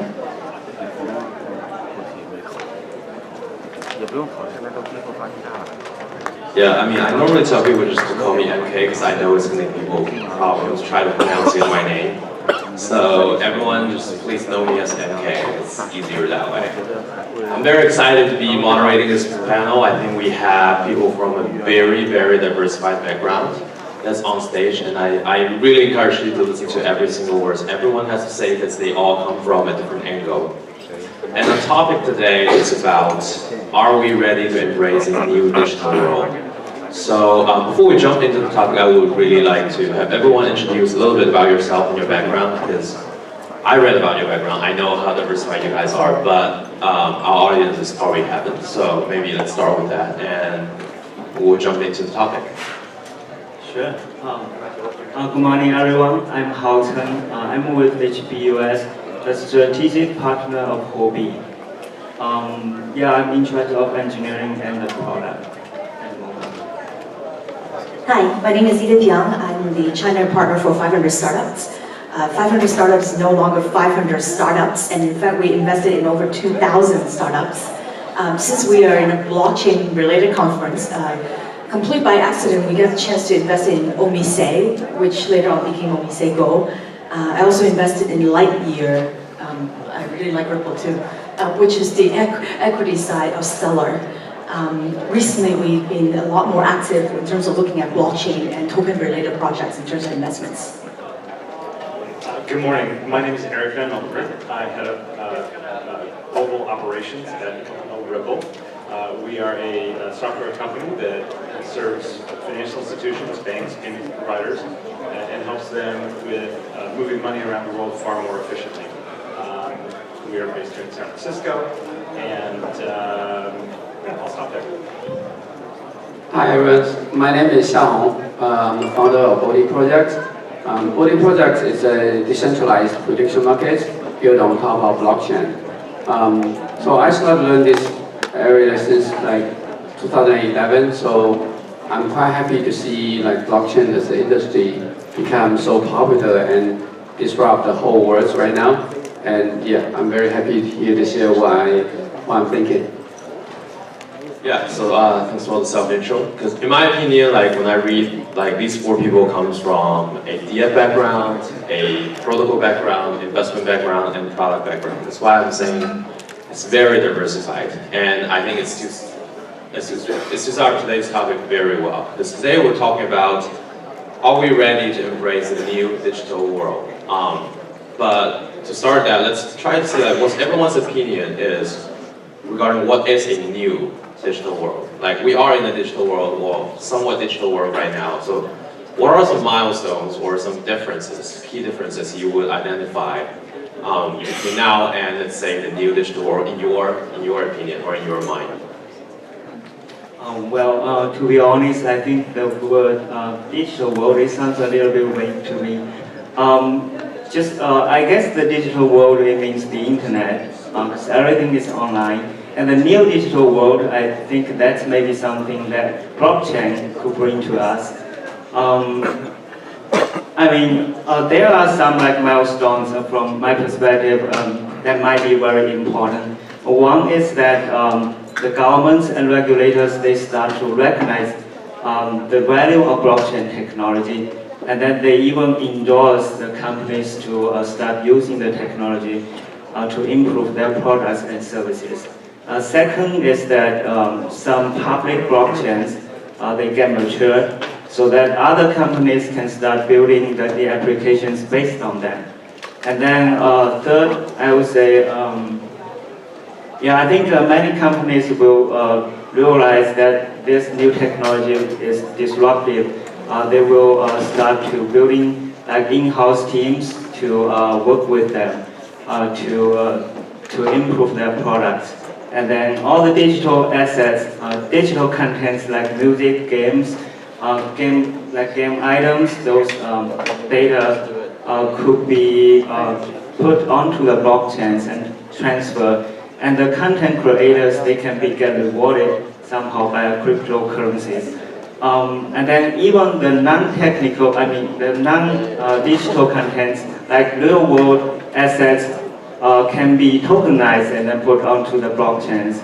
It could be like a restaurant, it could be like a park, or even a city. I think that's gonna be fun. And then lastly, I believe that blockchain technology will eventually change the corporate structure, like how people will work with others and how people will get paid for their contributions to different organizations. I would say if all these milestones can be achieved, then it's going to be a totally different, it's a new digital world. Thank you. That's a lot. So usually if I talk to some of my friends in the US, and I would tell them that if you want to see how a digital world looks like, just go to China. Then that's really, it's already the most convenient. And a lot of my friends, whenever I go back, I take out any sort of cash, they look at it, they're like, what's wrong with you? Having said that, I think we're daydreaming, right? So let's say, I don't know if it's going to happen 5 or 10 years from now, but I just really, really love the concept of IPFS. And so the analogy I would make is that in Chinese, I don't know how to say it very fast in English, but 衣食住行 means like sort of our daily life. It doesn't matter if we're the clothes that we wear, the house that we live, or the transportation and things that we eat, or maybe even like medical service or storage, file, everything that we consume. Why does it have to come from a centralized place? Like, wouldn't that be interesting if I'm really hungry and you have more food, you just give it to me, and then you're going to get reward. And similar with bandwidth or CPU, so the whole sort of various different nodes and be able to provide stuff. And obviously it's presented digitized by tokenize a lot of these things, but the actual consumption of everything that we use, we live on transportation, it could actually be really shared, truly shared. And I think that could be super interesting to think about. Yeah, I mean, maybe playing a little bit off of the fellow panelists, as I think of the new digital world, you have to compare it to what is the old digital world. And we've seen over the last 20 years, you see over the last 20 years that we've gone from sort of an Internet 1.0, where people were just getting online, understanding how to access this massive amounts of data, to be able to search it efficiently. Internet 2.0, more of the social media, user-generated content, the access of information at your fingertips via smartphones and broadband. And I think we're really on the cusp, as even I think some of the earlier speakers today mentioned that it's the 3.0 phase. And I think decentralization is at the core of that. Blockchain technology has the ability to remove the need for a central counterparty that makes things dramatically more efficient. And just to give you a little insight of how Ripple has looked at that, I think we're well on our way to pursuing this sort of 3.0 phase, is that we identify, the milestone is identifying a real pain point, something where blockchain technology has a real use. And for us, we saw an acute pain point around how money moves around the world. So it's incredibly inefficient today to send money cross borders, and we think that's crazy. In a world where we can send a 30 gig video file from here to Hong Kong in a matter of seconds, and it's basically at zero marginal cost, and you're almost guaranteed it's going to arrive. The best way for you to take $10,000 and send it to Hong Kong right now is to buy an airplane ticket and go down to SFO and fly it there. That's crazy in an internet world. But the reality is that a lot of the technology to move money today is based on pre-internet thinking and pre-internet infrastructure. So we think about it in terms of something called the Internet of Value. The ability to move money around the world like data moves over the internet today. And I think that's just an example of what the new digital world could look like. But for us, I think it's one of the most exciting and compelling examples because it has far-ranging implications, not only for banks and financial institutions, but I think for really societies and economies. Yeah. So yeah, in my opinion, like I always want to when I was asked a question and about, for example, like this new digital world, my first response is like, why we need a new digital world, right? Because if the old one or classical digital world works, we don't need that. So we need to start to think, what's missing from the past, the previous digital worlds? Actually, I keep talking with my friends about like, the old world works really fine, but just like Edith said, if you want to experience what's a real digital world, go back to China. Why you have to physically go back to China? It's because there's something missing from the old digital world, which is the fundamental of a finance, but like basically like a financial foundation. This part is missing from the old digital world. So you think like internet is so like convenient and powerful to transfer whatever it is, but there's no way to transfer value. There's no way to like have native currency, native token built on top of internet. Whenever we use any like, for example, digital wallet, actually there's fiat back on that. When you buy some stock, that stock is physically recorded on some book in some place in Nasdaq or like Wall Street. So everything, when you feel like it's digital, actually they are not. They are physical stored in some physical world. So that's not a real digital world. And actually blockchain enable you that you can create a token out of like air, like nothing. But it's trusted, it's trustable, and it won't be lost even though like someone try to attack some centralized entity. The token, the digital currency always exists. So you own the data, you own the value, like really. It's not like governed by any like centralized party like a server. So it's kind of, for me, like it's more trust, like a trustless platform, but you actually feel very safe to own one piece of like resources you have. Just like it is mentioned, like previously you have no way to pay someone who want to share some like virtual resources to you, because by paying someone who can want to like lend you some storage, you actually have to pay him money, and he may be in Africa, he may be in China. How can you pay him like with like WeChat wallet or PayPal? They don't even have a card, they don't even have a bank account. So that's what's my definition of new digital world, where we have a built-in financial system, financial foundation on top of internet. Thanks. Well, so from what I heard, it seems like internet is like the sort of infrastructure everyone was talking about, and the difference between the new digital world and the old or whatever we have right now seems to be how much of this convenience have we really utilized to really deploy technologies that help us to share value across the internet. And to that point, I think like there are a lot of things we need to get done before we get there. So our next question is going to be, now we talked about the milestones, our imagination, our daydreams. What are some realistic hurdles we have to get across before we can get there? Now I can start with one, because I was just talking to my friend before getting on stage. He's working on a hardware wallet. So I asked him, why are you working on a hardware wallet? And he told me, do you know what is the safest way, even with his product available right now, what is considered the safest way to store your digital currency or to maintain your private key essentially? He told me that the best way to do it right now, in his opinion, is pencil it down on a piece of paper and send it to like a bank and have them store it in the securest safe they have in the bank with like temperature and humidity control.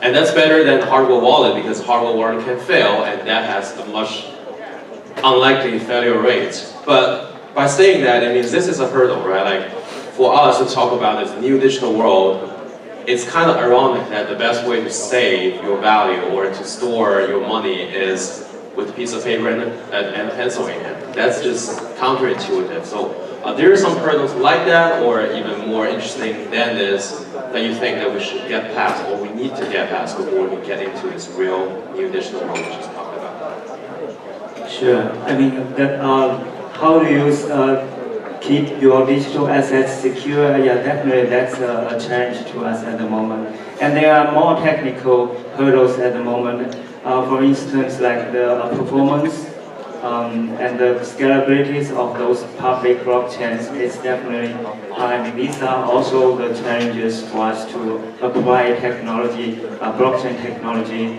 like in a big scale. And I also see some other hurdles like the legal and regulations. You could imagine that a bank in Japan, if they want to use a blockchain that is developed by a team in the United States, they will require the approval maybe from both the governments in different countries. So like the approval across jurisdictions, it's also a challenge for us in the future.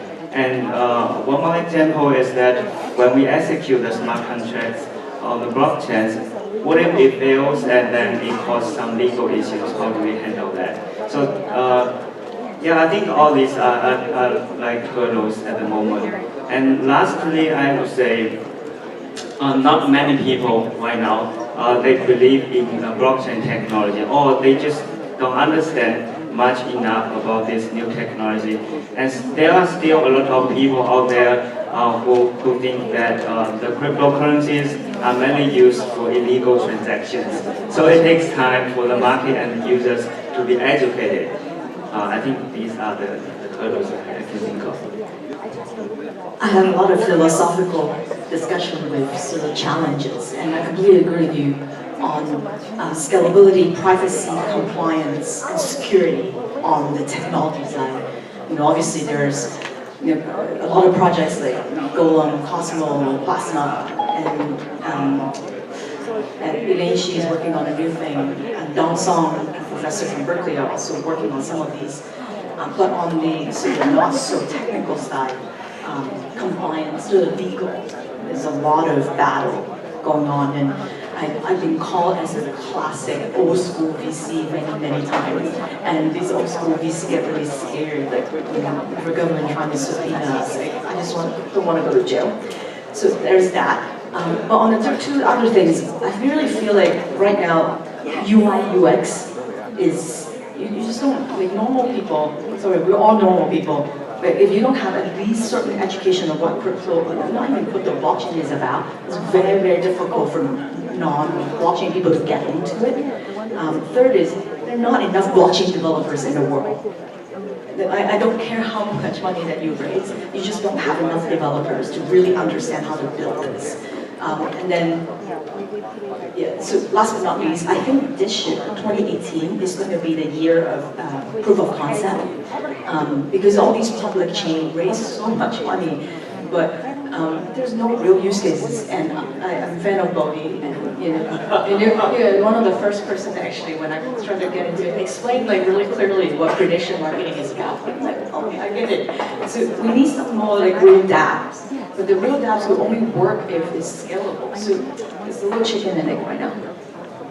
Yeah, I'm going to respectfully disagree a little bit with Edith, but it's along the same vein. I think one of the milestones, one of the hurdles that need to be addressed is moving out of a phase where we have a lot of sort of science experiments, where there are just proof of concepts and working with an innovation lab. Because for this to really take off, it has to show delivering real value at scale. It's somewhat quite obvious, and it's something that we've been dealing with for a while. And part of that is educating your customers on a new way of doing things. And we're working, our Ripple's customers are largely banks, large financial institutions, and they're a very, understandably, conservative and thoughtful bunch.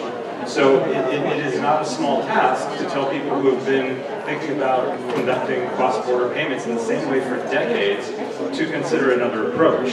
And the good news for us is that we have moved past that. We've sold over 100 accounts.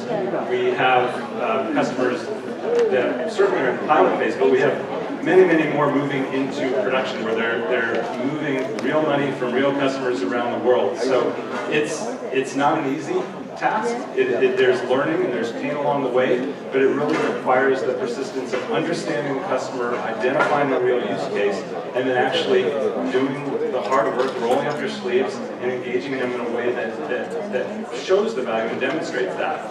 For certain types of customers, that happens relatively quickly. For others, it's a longer road. And then I just would reiterate what others have said around the regulatory and the government perspective. My perspective is that all these changes, the new digital world, this kind of revolution, if you will, is going to happen more from within as opposed to without. And what I mean is that working with regulators, working with governments, is going to be a better path to delivering the value we think exists, as opposed to trying to be that more. I heard, I think earlier today, panelists referred to more of a anarchistic approach, like we're going to, governments are bad and regulators are bad. We think they play a very important role. It's a matter of helping them to understand how this technology can make an impact, identifying risks and mitigating those risks, as opposed to trying to mitigate or eliminate the technology itself. That's where the lies. Yeah, so to my opinion, I want to remind like everyone, like token, which covered by you, like it's actually one very critical part of blockchain. But there's another part, which is the infrastructure of the blockchain itself. So, to my opinion, like to reach to the next milestone, there are two major things we have to overcome. One is the infrastructure of blockchain. Right now, this area has become so popular from countries, governments, big company, or like a lot of celebrities or entrepreneurs. Everyone go all in this area. But if we look at like in depth about what's the current status of blockchain, it's really in the early stage. There's not enough infrastructure to enable you to build whatever application on top of blockchain. What Bodhi does, we want to build a 100% decentralized application without any single governed or like single control of application. Everything will be governed by the token holder. But to achieve this is really, really hard. You know, blockchain at this status have at least three major limitations. One is the block time is very long, means you cannot do very high responsive actions through it. Second, it cannot host big data. So means whatever you store is very critical and it's very limited. Third, you cannot do high performance computation on blockchain through smart contract, which means the logic itself will be as simple as possible, which makes it invisible if you want to do any like AI computation, deep learning stuff, right? So that's what I'm saying, like we need more people and do more research to bring the blockchain technology into next status, where the infrastructure will be more and more mature. So second part to me is the user base. Think about internet. Why internet has the first bubble? It's everyone recognize the future of internet, the bright, the promising future of internet. But it become a bubble eventually because we see the future, but there's no infrastructure first. And for users, there's no user base. Nobody uses internet first. Like today, blockchain is so huge, but not everyone, I'm gonna say actually only a few of people really own token, right? And not only a few people know how to, like even less people like know how to securely store and transfer and manage your digital assets. So without users, even though Bodhi launched our applications, who's gonna use it? Nobody. And what's the value of token? There's no value at all. So that will actually drive what bubble it is. So to me, like we need more effort on make infrastructure more mature. Second, we need more user to easily learn how to use and manage digital assets securely. Yeah, besides of the regulation, like about the token that we really need. Thanks. Cool. Wow. That's a lot of information. I hope you guys captured it. I just want to remind you guys that you can actually ask questions that you're curious about, or just vote on people's questions that you think that's good. From what I can see right now, I don't know if you're seeing the same thing as I do, but from what I see right now, only including the people who ask questions and people who voted, we have about 12 people in this room who cares about this topic. So that's not quite right. So please vote on questions, and I'm going to pick some questions. Our next group of questions is going to be coming from this screen. So I'll probably incorporate two of the questions here that has some high votes on them. So it would be looking back to the challenge question. It seems like infrastructure is a challenge, and then also customer understanding is a challenge. Now, what do you think from your own practice, what you have seen so far? Like, everyone have their own customers. Like I'm an investor, so my customers are sort of like the startup projects or my LPs. How do you educate your specific group of customers about blockchain? Like what do you find is successful, what's not, and what is the best way to do it in your opinion? I can start quickly. I think it really depends on the audience. Obviously, it runs a range from very technical individuals and then sitting down and and having, it would be me, I'm the business guy, but having the technical folks actually explain into detail and remove some of the mystery around what the technology is and what it isn't is fundamental. But I think largely as we talk to our customers, it's about focusing on the benefits. Making sure you're understanding what the pain point they are, what their experience is, and then how the technology is addressing it in a way that is secure, that they can have confidence in. So I don't know if there's any magic in that, but it's really trying to understand the audience and then focusing on the benefit set as opposed to really getting into the weeds of explaining all the nuances of distributed systems and hashing, et cetera, et cetera. Yeah, so we build this body as like a protocol on top of blockchain. So we mean to hope and help people who want to use blockchain to build like a prediction market on top of blockchain, so you can easily use body. We realized like at the very first stage, it's almost impossible to educate people or ask them voluntarily to learn what's our like protocol and like actively use it. So our strategy actually we are taking like a part of time to build the very first application by ourselves. And like on the way of building this, we actually tackle a lot of like kind of like some issue you will never experience when you build some internet application. For example, how can you provide very easy to understand user experience based on those limitations I described? Like when you click on the button, there's a transaction going through, and you would need to wait like 2 or 3 minutes for the return, right? So if you just stop there, then user gonna leave. So it's really sucks. So we actually make a lot of innovation at this point to try to solve the issue by still like relying 100% on blockchain, which is quite creative. And we feel very like excited about our current progress. We are targeting to launch our mainnet very soon. And if you are very curious about how our application, how can we build an application 100% based on blockchain, please like visit our website and you can download it and see how a real decentralized application feels and how it actually looks. I hope, I encourage everyone like can you like take our product as one example and inspire you. Maybe you can build like a better application, and I believe with that more and more application will be used, more and more users will be educated, and we're gonna achieve what we want to do. Yeah. I heard someone clap, you should. I think that's really a good offering. And they have a booth right outside with really nice chocolates and a lot of smiling people explaining to you what they do, how they made it. So please visit them outside. Do we have any follow-ups? So our business is to run a cryptocurrency exchange. So for us, it's also very important to lower the barrier so that more users can step into this market. So what we do is that when we improve, we actually work very hard to improve the user experience of our exchange. In the meanwhile, we provide as much as possible like the information about each cryptocurrencies. We tell the users and what the history of this currency was and was about. What could we use this currency to, for? So we also organize a lot of communities for those customers to communicate with each other so that they can learn from other like users. So basically that's what we do to connect people, to create a community so that more and more people, like especially for those non-technical people, to join us. So my customers are not the real customers. My customers are actually the project owner and the folks that is building token.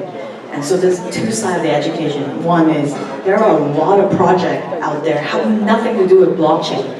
And everybody comes to me and say, we're going to do a token sale and ICO. I basically tell them, please do not do this. So there's a lot of education. So please don't do this, because otherwise it's just you're trying to raise money for no particular, because you cannot raise fiat money. So that's that. The other side, because our customers are project owners and startups founder, what I found actually recently, we're putting together more and more program working with corporate. And because, as I mentioned, all these public chains really need to address some real issues. So we're finding that more and more the conversations I've been having are actually with various different corporate, regardless is financial or healthcare or logistics, supply chain, food even. Like they want to work with certain, they need to pick and choose the right chain to work with, and we wanted to facilitate that. Makes sense. Cool. Now, we're a little bit running out of time, so I'm going to try to squeeze in one last question here. It's going to be a very long question, but hopefully it doesn't require a very long answer. You guys ready? Here's the question. With all these uncertainties in the market, a lot of debates. For example, proof of work versus proof of stake, centralized versus decentralized, like technology versus scan, or like even utility versus security, right?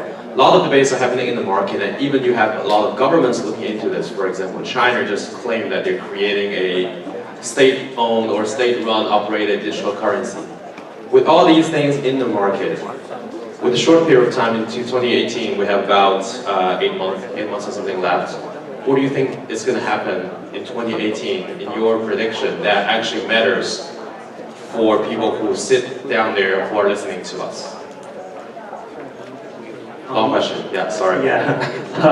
I would say blockchain is just like the internet. It takes time for it to get mature. So I wouldn't say there will be a lot of things going to happen significantly in just 1 year. But what will matter most, I would say, maybe the regulations in different countries, in multiple countries will come up and will get more clear. That's going to be very important to guide those blockchain companies, how to operate their companies and how to connect their users, how to do the funding, how to create the communities. So everything will be regulated. I think it's going to happen very soon. And then regulation. And then second, I believe a couple of blockchains, the public blockchains, they will get mature. They will make great progress in 2018.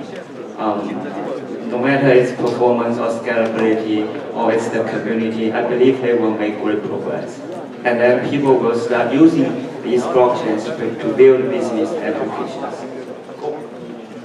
I'll keep it short. I think this is the year of proof of concept. Very supportive of the public chain. They need some real use cases. And at least for 500 and myself, I want to play a role to really make and see more substantial use cases happen.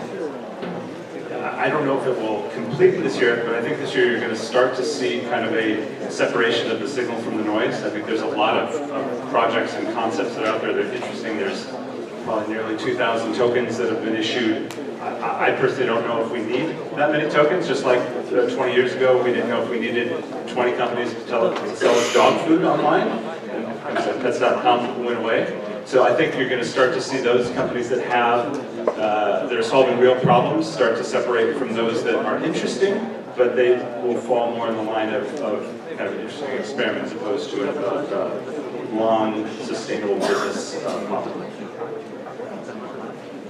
So there are actually two possibilities for the future of this year. One is to the moon. Second is to the Earth, right? So yeah, I mean, market-wise, nobody knows the future. It's really hard to predict. For the past years, I've been making a lot of great predictions. All of them are correct. But actually, early this year, I tried to predict what's going to be for the early this year. I bet there's going to be a very huge bull market, but look at now, it's really bad, right?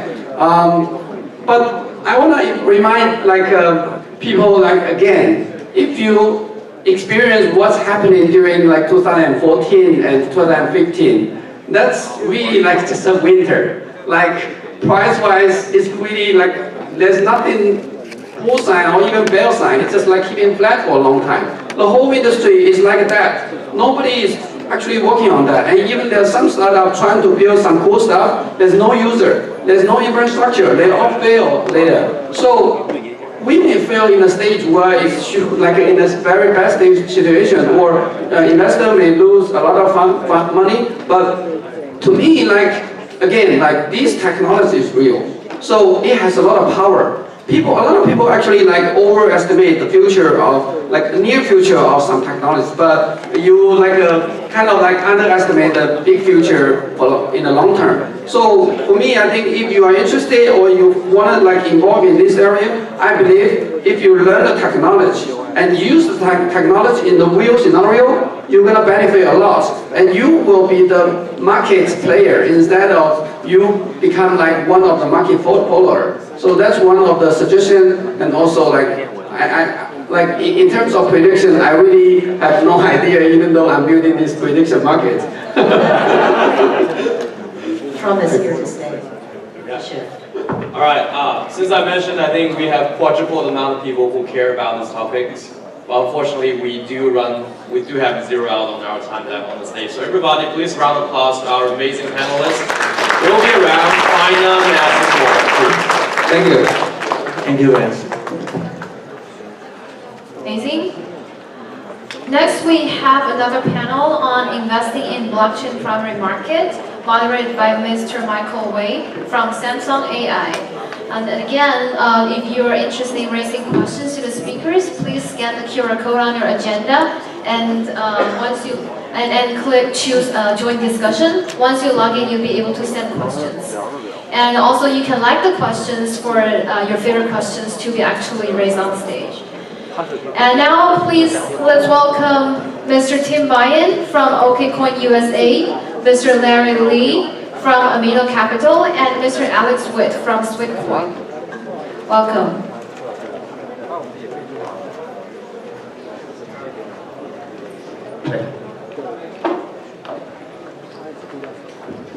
So, thank you everyone. This is a very exciting moment for me. It's a new, so I'm here to learn. But it's my the greatest pleasure to actually host this panel with this exciting topic. So today we're going to talk about the investment side on the blockchain. So the first question, actually, we had a discussion before this meeting.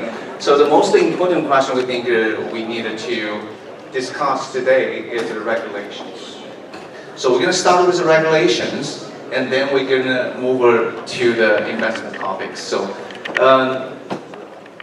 regulation, this is really an exciting moment for blockchain, for a new economy, right?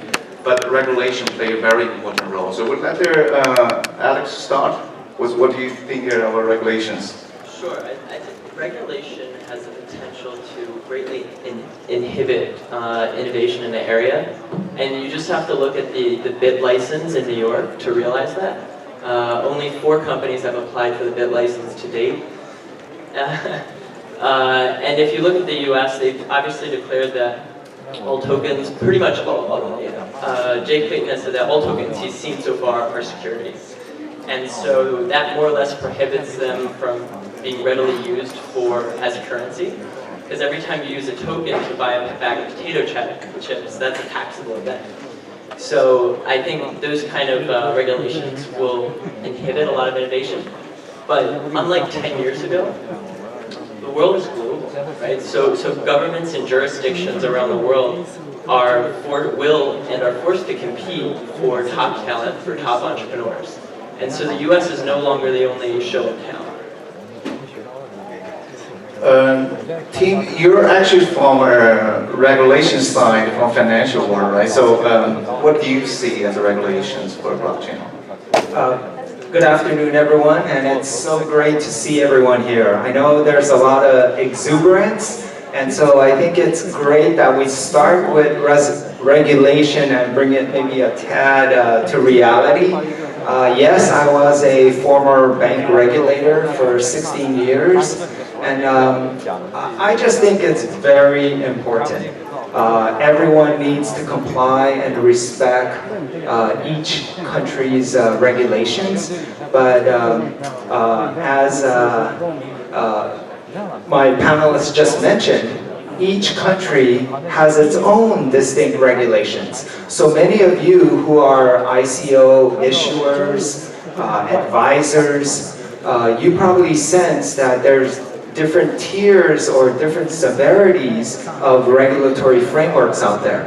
The most progressive that we have right now is from Switzerland, Gibraltar, perhaps Malta coming up. Even in the US, we have the SEC that has been very vocal about ICOs being securities, right? But right across the street in the state of Wyoming, we have a legislature that is becoming very pro-tokens and setting out that definition out there. So I think we all need a dosage of reality and prudence, and just take a look at that very closely. Larry, there's a special question for you actually. So what does regulation mean to the ICO and the blockchain investment? We love regulation. So we're in the business 4 years ago when we invest 2 companies. One is called Infinity, second one is a school chain. That's 4 years ago. So we love regulations. Today there's a big mess out there. It's exactly like the early time of a stock market.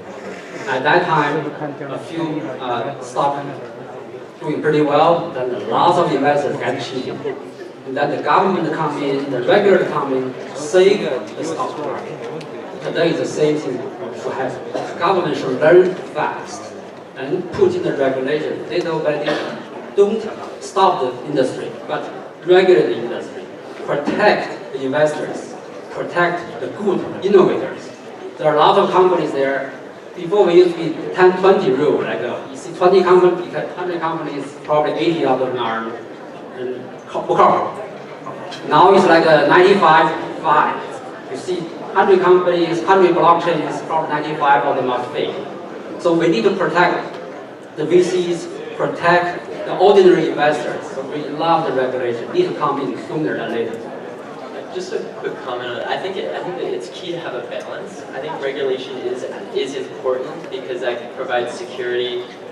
It provides it basically mainstreams and makes it more accessible and protects investors, which can help push forward.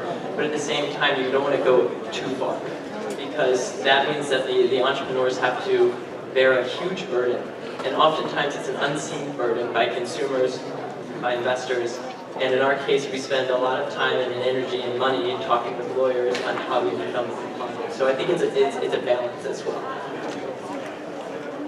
Interesting. So regulation definitely is one of our concerns, and also I think maybe one of the helpers for this market, right?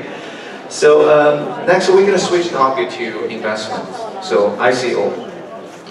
It's a very controversial topic on ICOs. I think nothing is more exciting than ICO, but nothing is more controversial than ICO today. So we actually talked about ownership ICO. So what do you want to start with the ownership? What do you see as an ICO? What's the problem there? I think firstly in the token ICO market, we're at a point where hype is higher than the value that's been created thus far.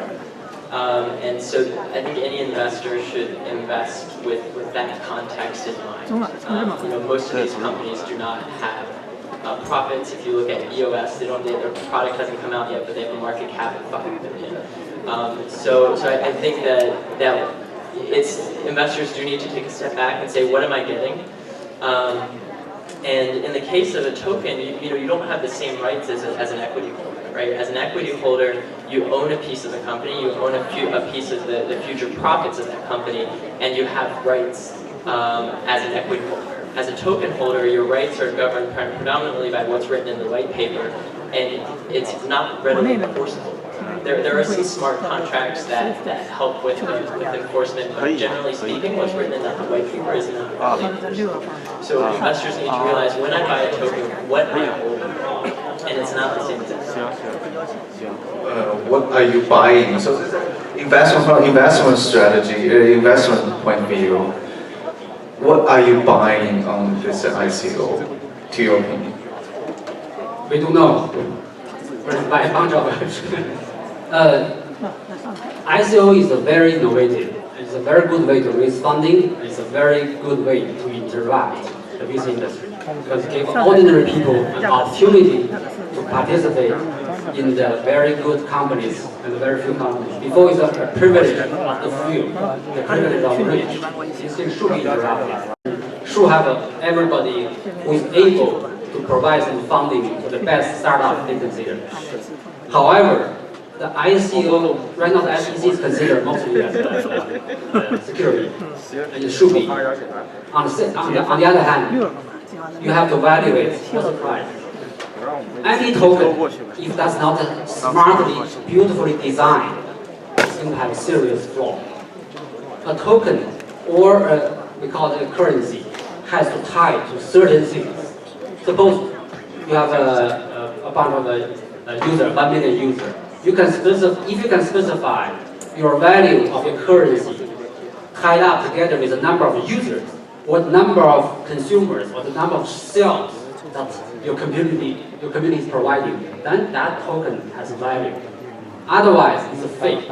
It's like a QQ thing like before, right? There's no value. So that's a serious a problem we need to solve. We say, like in the internet early age, right, the protocol people didn't make any money because the TCP/IP is just a bunch of professors. The application people like Google, Facebook make tons of money. Actually, for the blockchain age, if you design a beautiful protocol with a lot of sense, consideration in crypto economy, that's worth a lot more money. That's what's happened to Bitcoin, that's what's happened to Ethereum, that's going to happen probably with Infinity. So you really have to design the protocol. You have to be very, very smart. You know the economy, you know the cryptocurrency, you know the blockchain technology, and you know how to incentivize every member in your ecosystem to participate voluntarily. That's very difficult to do. But if you design the protocol beautifully, you will be the king. Otherwise, the token is a fake. Thanks, Larry. So the team, so you're from an exchange, right? Token exchange. So what do you see as an ICO? How many ICOs every month? And what do you see as a trend of ICO? Well, first of all, let me say that both OKCoin and OKEX, we do not serve the US market.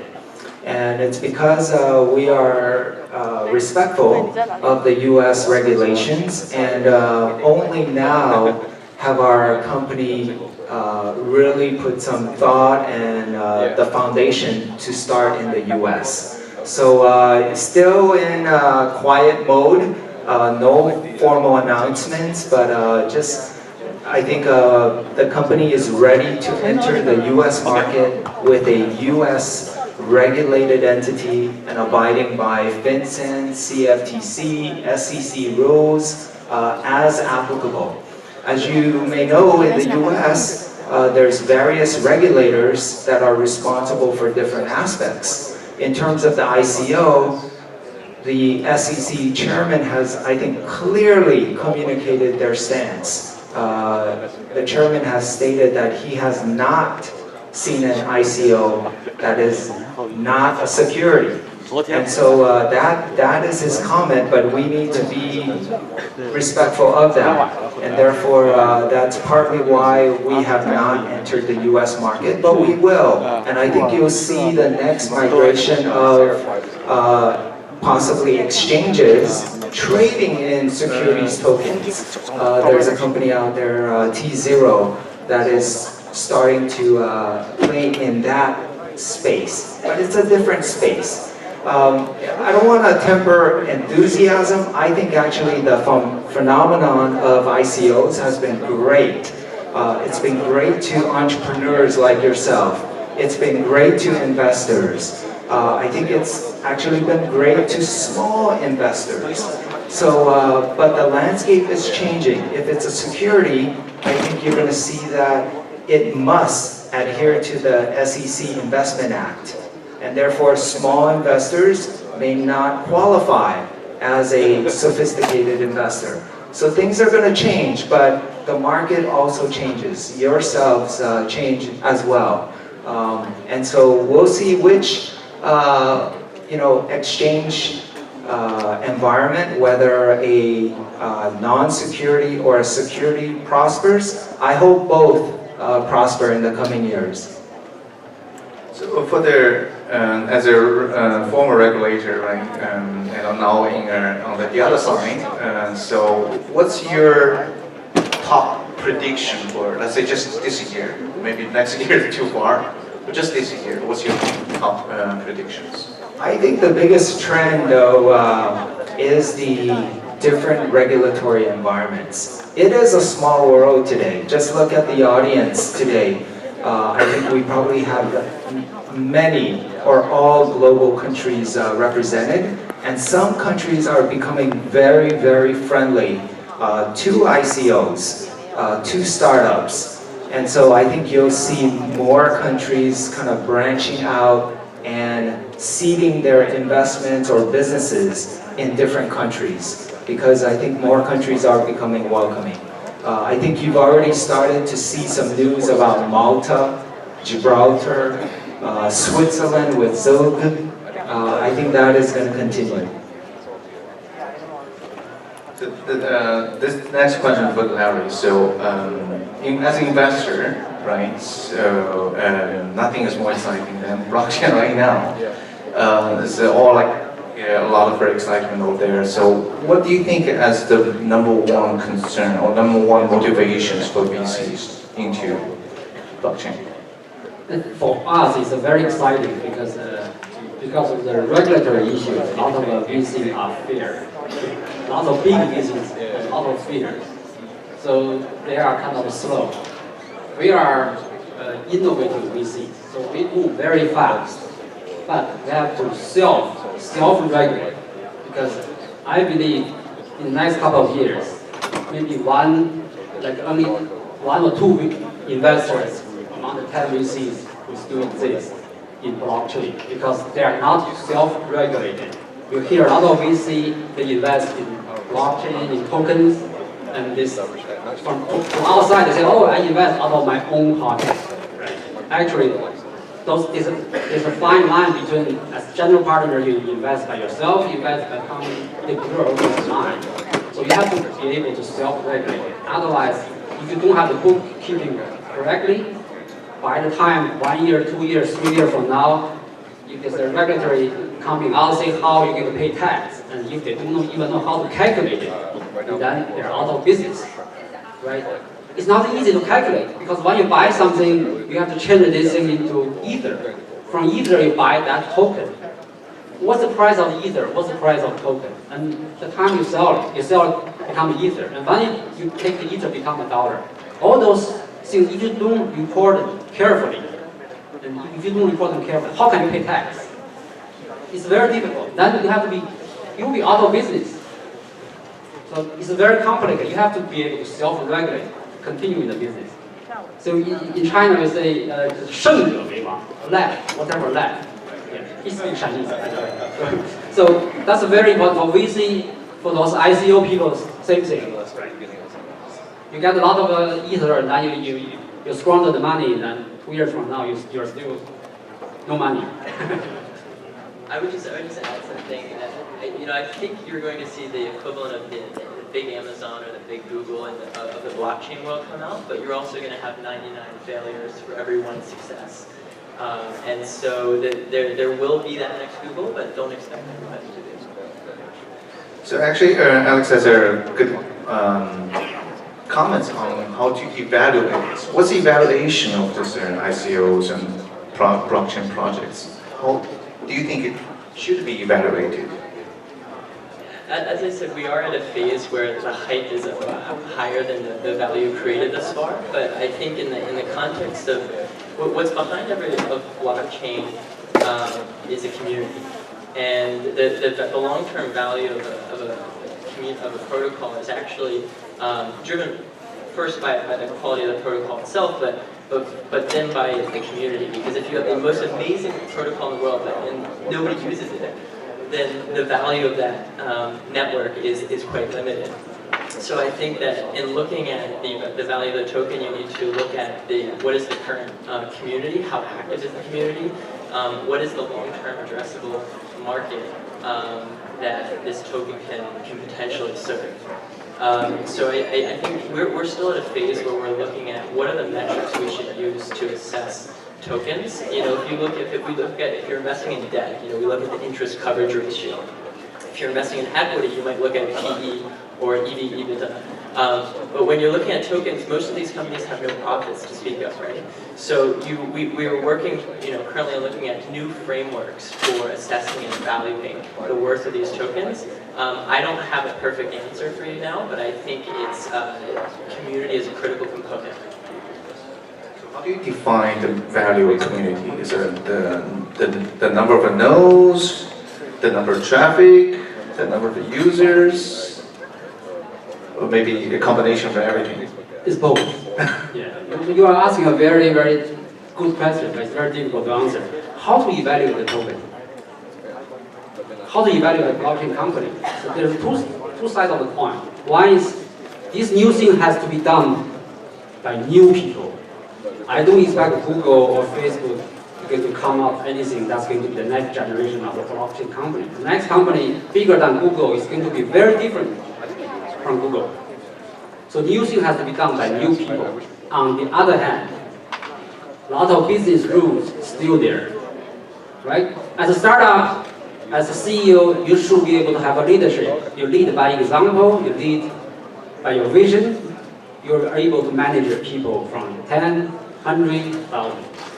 For blockchain company, it's even more challenging. You're not only managing your own company, you're managing the entire community, or you're incentivizing a lot of people, a lot of companies, a lot of users from all over the place to participate in this ecosystem.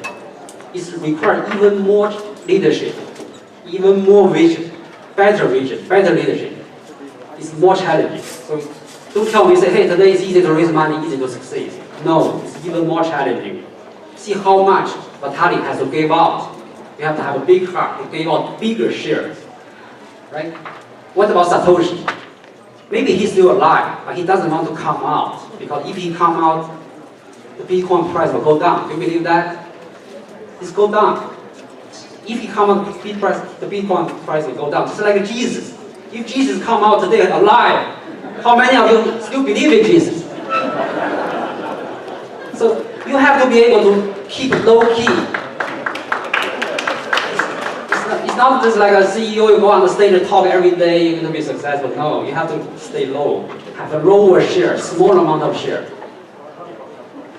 I hear Bitcoin Jesus will be in Japan in about a week.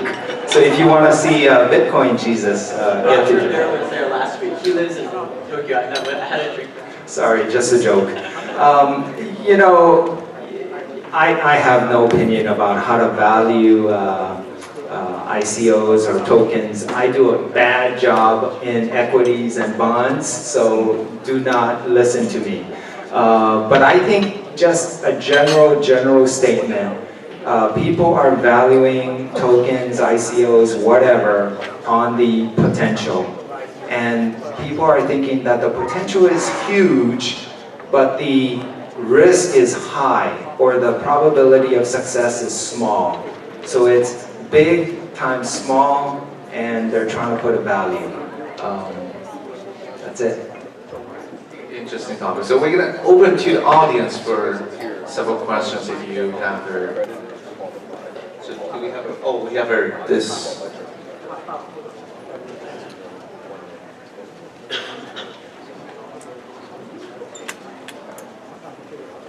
The first question, I'm not sure I got it. So how can we disconnect the blockchain from the fiat currency not to have regulation? I'm not sure I got this question. This is the most difficult part. There are a lot of projects going on right now trying to tie the fiat with digital currency. It's very difficult. I think, as I mentioned earlier, you have to tie your token somehow with your hard number to it, right? See, the number of users, exactly how many users. This has to be done, but it's very difficult to do. Yeah. If I may add, for OKCoin, our plans for the US market is to open up a fiat exchange.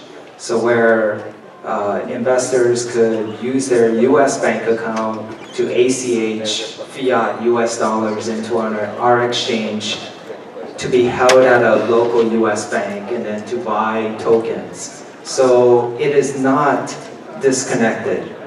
In fact, the banking world has strict AML requirements, and then we ourselves, as a future US exchange, would have AML requirements. So that is not a disconnected network.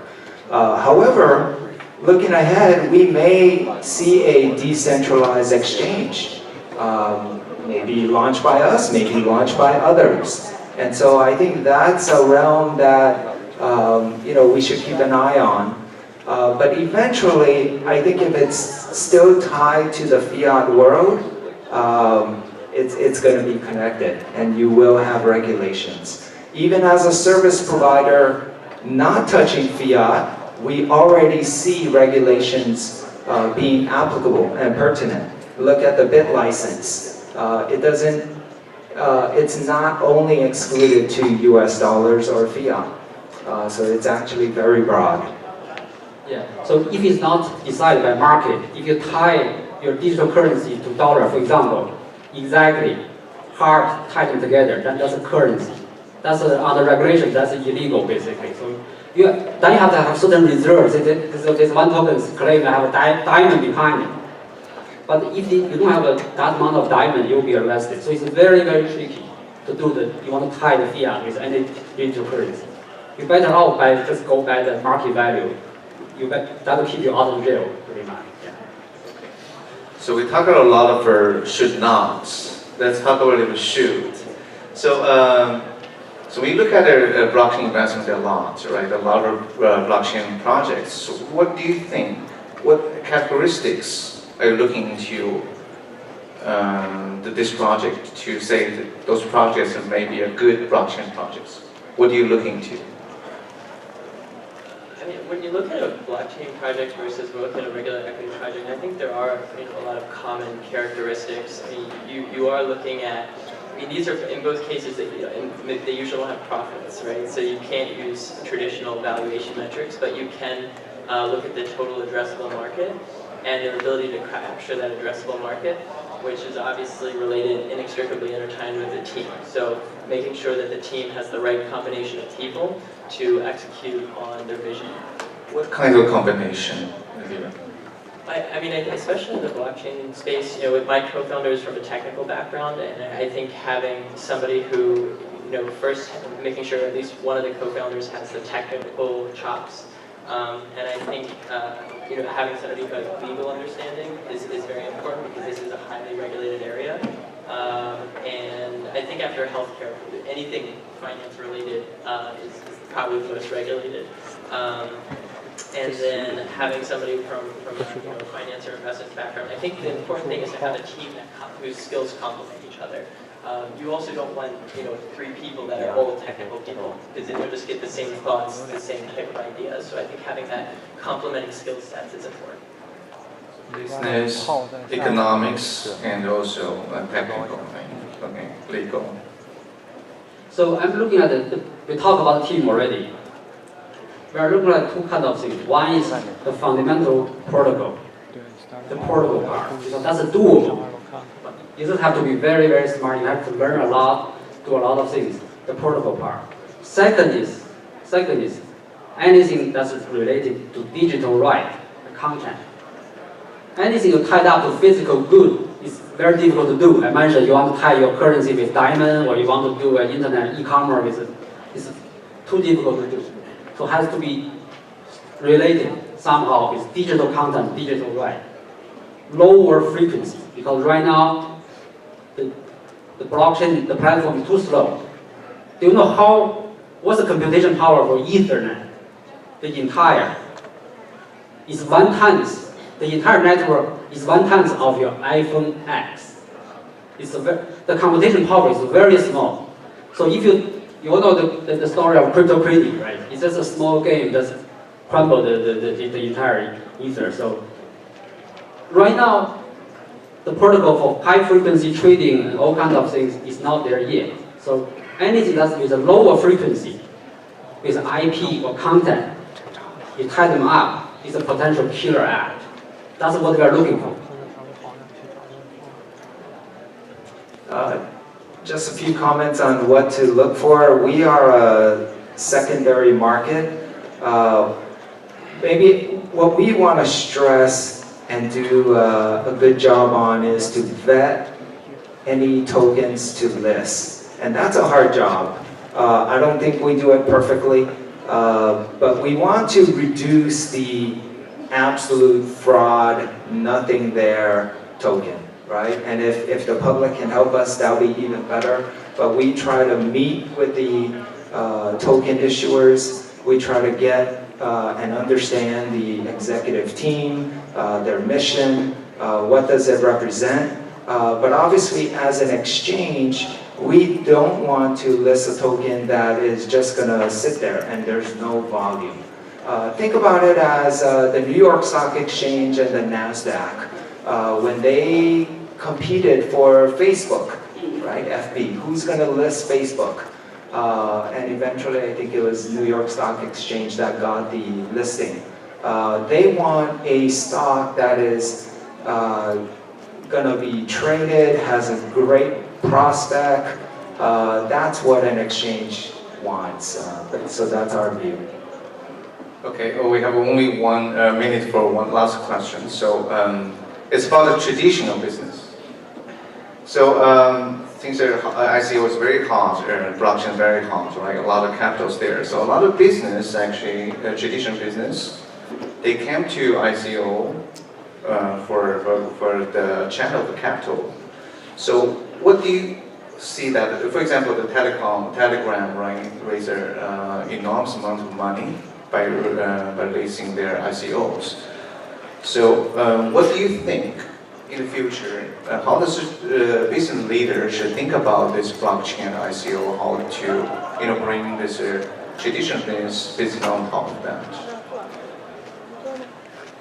I think at the moment, some people do view it simply as an easy funding route. So people who can't get financing in fiat are just going to try to raise the tokens. And I think the valuation for Telegram is over $5 billion, and they're raising, I think, $1 billion, if I remember correctly. So 1.7. What is it? 1.7? Okay. So I mean that's a huge amount of money for a company at its current stage. So I think that you do need to take a step back and say, do we, does this funding, as an investor, does this funding make sense? Do we need it? And I think from the company's perspective, it's great to have it, but you also have to say, what am I going to do with all this money? Do I need it? At the same time, I do think that tokens have great potential. And in some ways, I like to call it crowdfunding 2.0, because there's a potential for a lot of the users to become, in effect, more invested in the project, right? You have a financial interest. You're not only the user of my platform, you have a financial incentive in place. And so you can potentially jumpstart or put your networking into hyperdrive, because you now have potentially more active user base because they have that financial incentive. So I think there are the potential. In the case of Telegram, it's obviously a social networking app. So there are instances where embedding a token makes sense to get a more active user base. So I think there is a valid case there, but at the same time, I would warn investors and say, if this were not a token sale, would I still be interested in investing in it? I think Kate also has an ICO coming, right? To keep another social media. Yeah, so we believe it has to be a separate team. The traditional company may end up working with other people better. If any technology can allow you to do things more efficient, right? Like 4 years ago, you all know we invest in Affinity. Actually, we also invest in another company called School Chain. And they basically using blockchain technology to speed up the entire process of international trade. All the money transfer, they're using blockchain to tie up all the entire procedure, the procurement. So that's really improved efficiency. They are working with IBM, with the Fortune 500 companies to enable those companies to utilize blockchain to improve their efficiency. And you don't want, for a very traditional company, you don't want to build your own in-house build a blockchain. That's very difficult for now. So you need to have a new talent. But if this talent has to be incentivized, normally they are not the startups. Like we all know the search thing, like Google come up, but when Yahoo want to do internally, when Microsoft want to do internally, they put so much money, it doesn't work. So you really have to have give these talents enough incentive, in a sense, they own the company, they own the chain, that they can do it. By the way, a quick commercial. So we are hiring legal, we are hiring accountants, we are investing. We're investing in ICO as long as we want to hold it for 5 or 10 years. We don't want to buy and pump and dump. That's not what we're doing. So far, we only invest in 7 or 6 companies. You look at this, look at the website. We never pump them, we never dump them, we hold them. So if you want me to hold your token, talk to me. But if you want me to pump for you, don't talk to us. We're also hiring, by the way. We're looking for a legal advisor and UX designer. So legal is actually a hot job right now, right? We're also looking for legal and compliance and AML and operations, sales. I think we're all in the same boat. But if I could just go back to your question, no specific comments on Kik or Telegram, but I think what the ICO phenomenon has done is, on both sides, the users, the issuers, I think we can learn a lot about the token itself. And I think it's going to migrate. I think more and more traditional companies are going to issue tokens. They might not do it in the form of an ICO as a fundraising event because they have enough funds or they have access to other capital, debt, equity, loans. But I think we will see more traditional companies. Just one from a user perspective, how many of you guys have many different type of airline miles, right? United miles, Delta miles, and I do, but I don't have much in many, and I don't even know how much I have. I wish that it was just a token, and I could give it away, sell it, you know, not to make money, but just to know. And how, you know, when United was, I guess they did go bankrupt, but before they went bankrupt, all the users were paranoid, right? What am I going to do with my miles? They're going to be worthless. And so if you had that power, I think that's a great benefit. It's probably less power to the traditional United corporation, but that's something that they need to decide whether it's a token or not.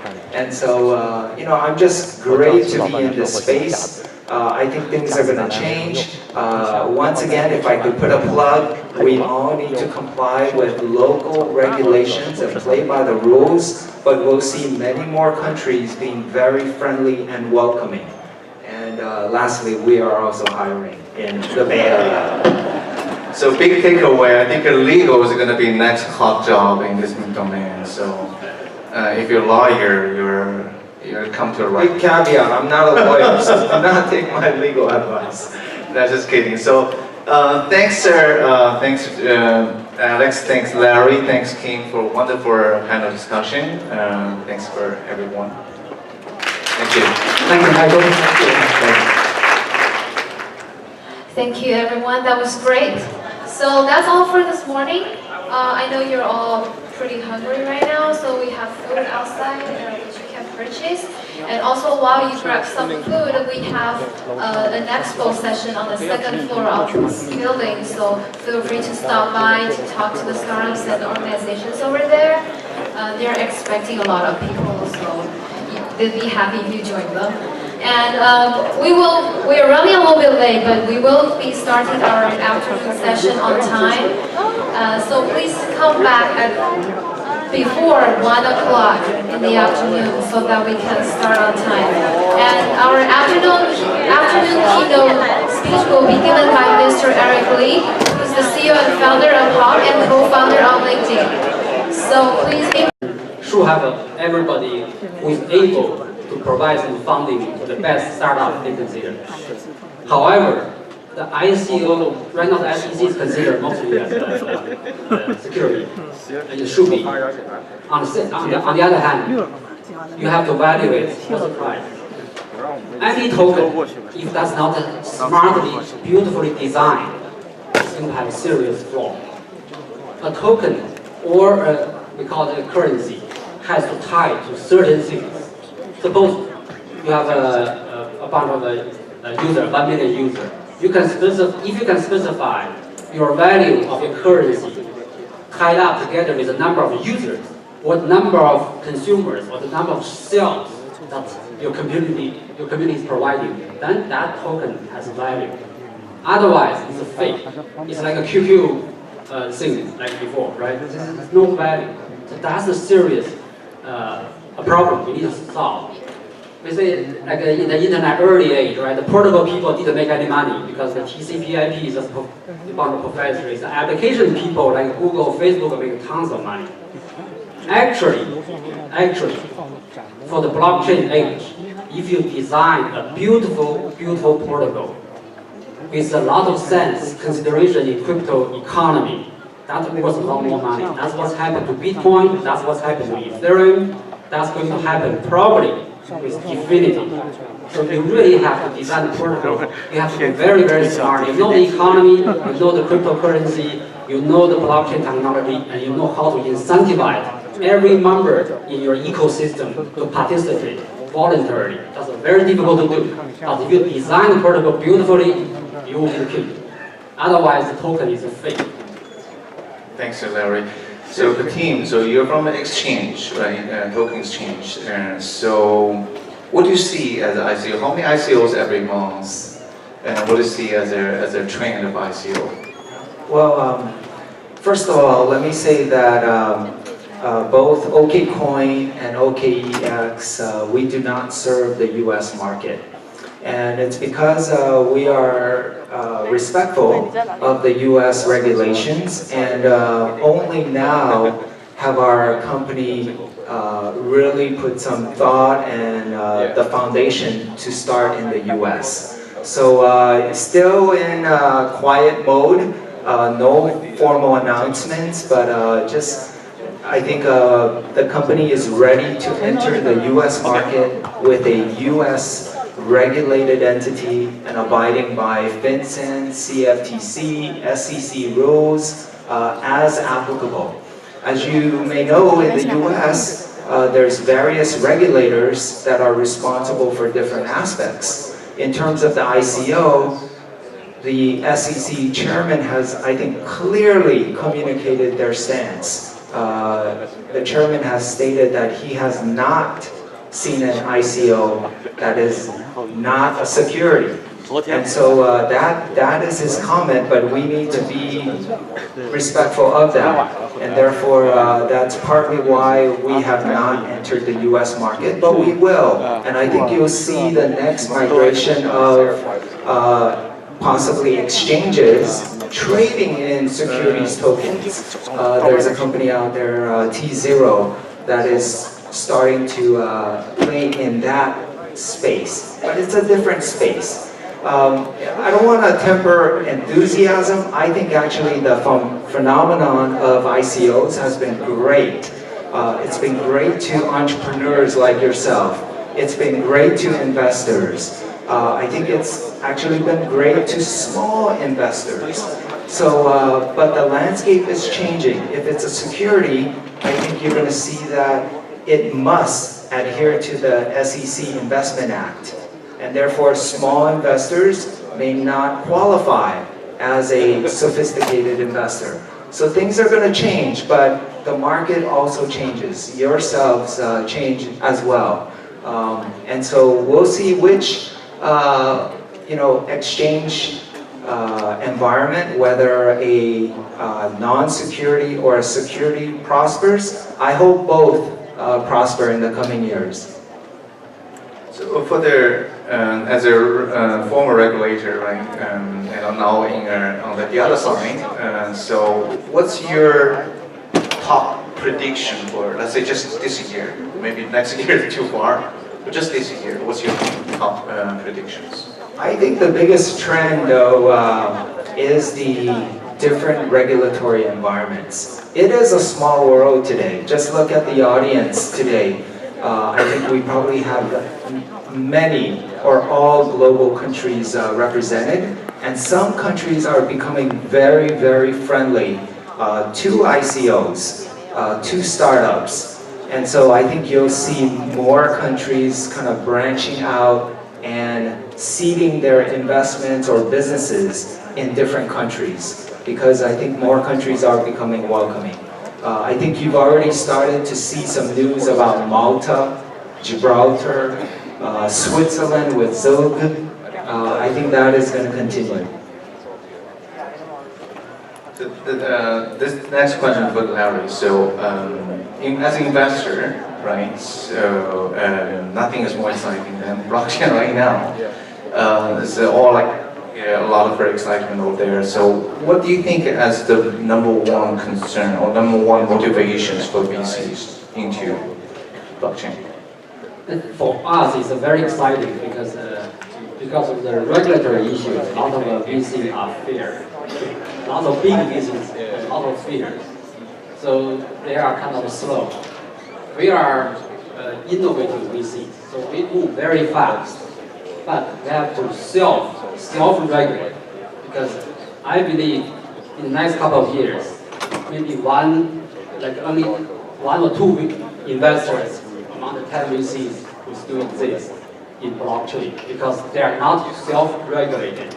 You hear a lot of VC, they invest in blockchain, in tokens, and this from outside they say, oh, I invest out of my own pocket. Right? Actually, there's a fine line between, as general partner, you invest by yourself, you invest by company, the girl is line. So you have to be able to self-regulate. Otherwise, if you don't have the bookkeeping correctly, by the time 1 year, 2 years, 3 years from now, if there's a regulatory coming out, say how you're going to pay tax, and if they don't even know how to calculate it, then they're out of business, right? It's not easy to calculate, because when you buy something, you have to change this thing into Ether. From Ether, you buy that token. What's the price of Ether? What's the price of token? And the time you sell it become Ether. And when you take the Ether, become $1. All those things, if you don't report it carefully, and if you don't report them carefully, how can you pay tax? It's very difficult. Then you'll be out of business. So it's very complicated. You have to be able to self-regulate, continue in the business. So in China, we say, 胜者为王, left, whatever left. He speaks Chinese, by the way. So that's very important. For VC, for those ICO people, same thing. You get a lot of Ether, and then you squander the money, and then 2 years from now, you're still no money. I would just add something that, I think you're going to see the equivalent of the big Amazon or the big Google and of the blockchain world come out, but you're also going to have 99 failures for every one success. And so there will be that next Google, but don't expect everybody to do it. So actually, Alex has a good comments on how to evaluate. What's the evaluation of this ICOs and blockchain projects? How do you think it should be evaluated? As I said, we are at a phase where the hype is higher than the value created thus far. But I think in the context of what's behind every blockchain is a community, and the long-term value of a protocol is actually driven first by the quality of the protocol itself, but then by the community. Because if you have the most amazing protocol in the world and nobody uses it, then the value of that network is quite limited. So I think that in looking at the value of the token, you need to look at what is the current community, how active is the community, what is the long-term addressable market that this token can potentially serve.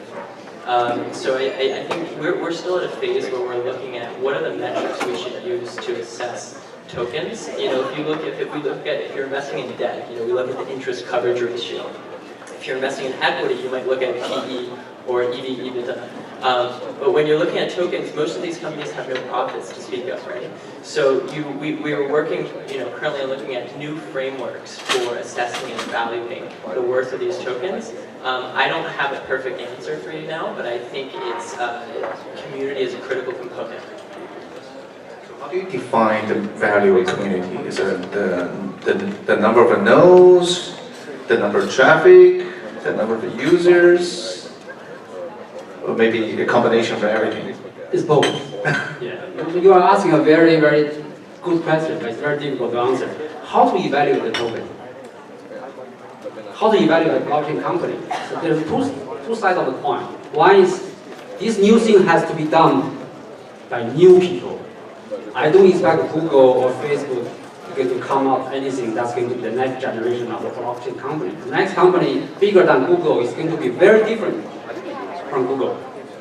So new thing has to be done by new people. On the other hand, a lot of business rules still there, right? As a startup, as a CEO, you should be able to have a leadership. You lead by example, you lead by your vision. You're able to manage your people from 10, 100,000. For blockchain company, it's even more challenging. You're not only managing your own company, you're managing the entire community, or you're incentivizing a lot of people, a lot of companies, a lot of users from all over the place to participate in this ecosystem.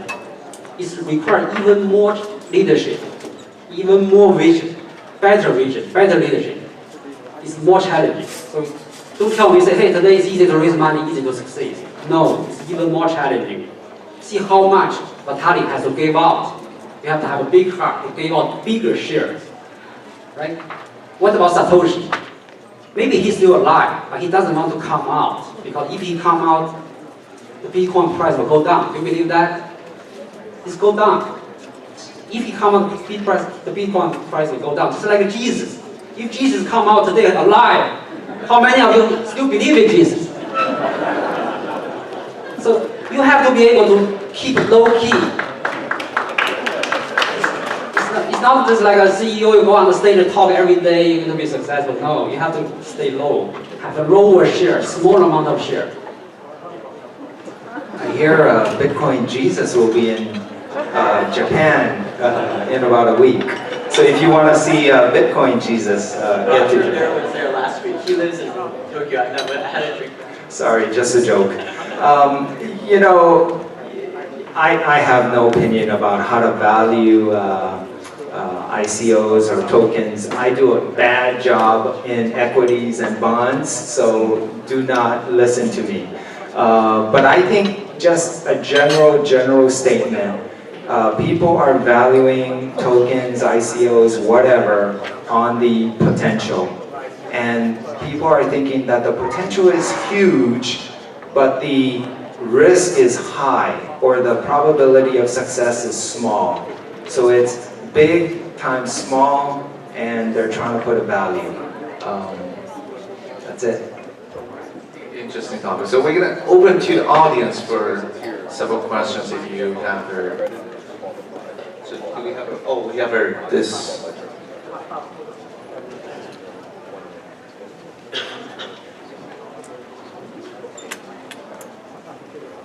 The first question, I'm not sure I got it. So how can we disconnect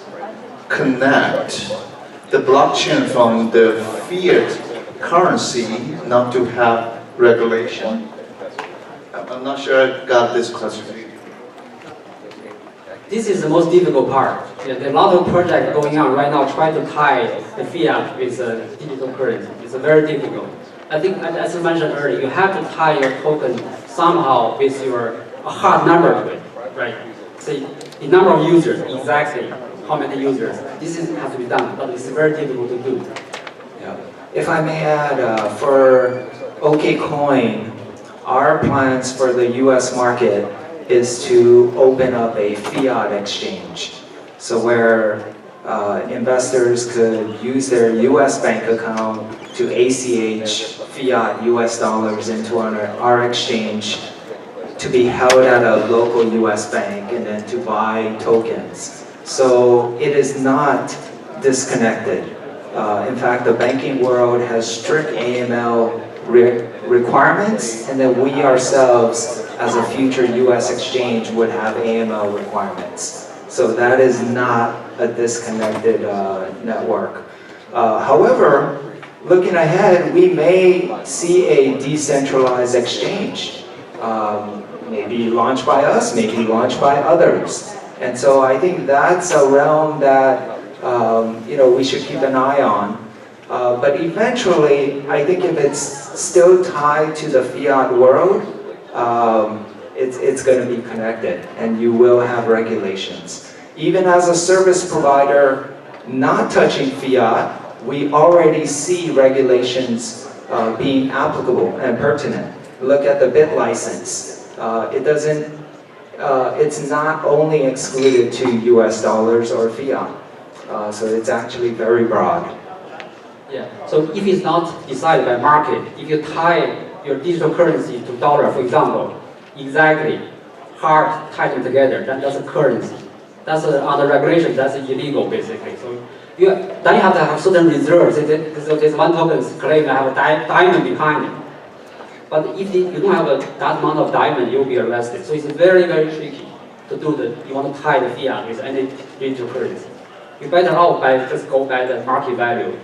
That will keep you out of jail, pretty much. Yeah. So we talked a lot of should nots. Let's talk a little bit should. So we look at a blockchain investment a lot, right? A lot of blockchain projects. So what do you think?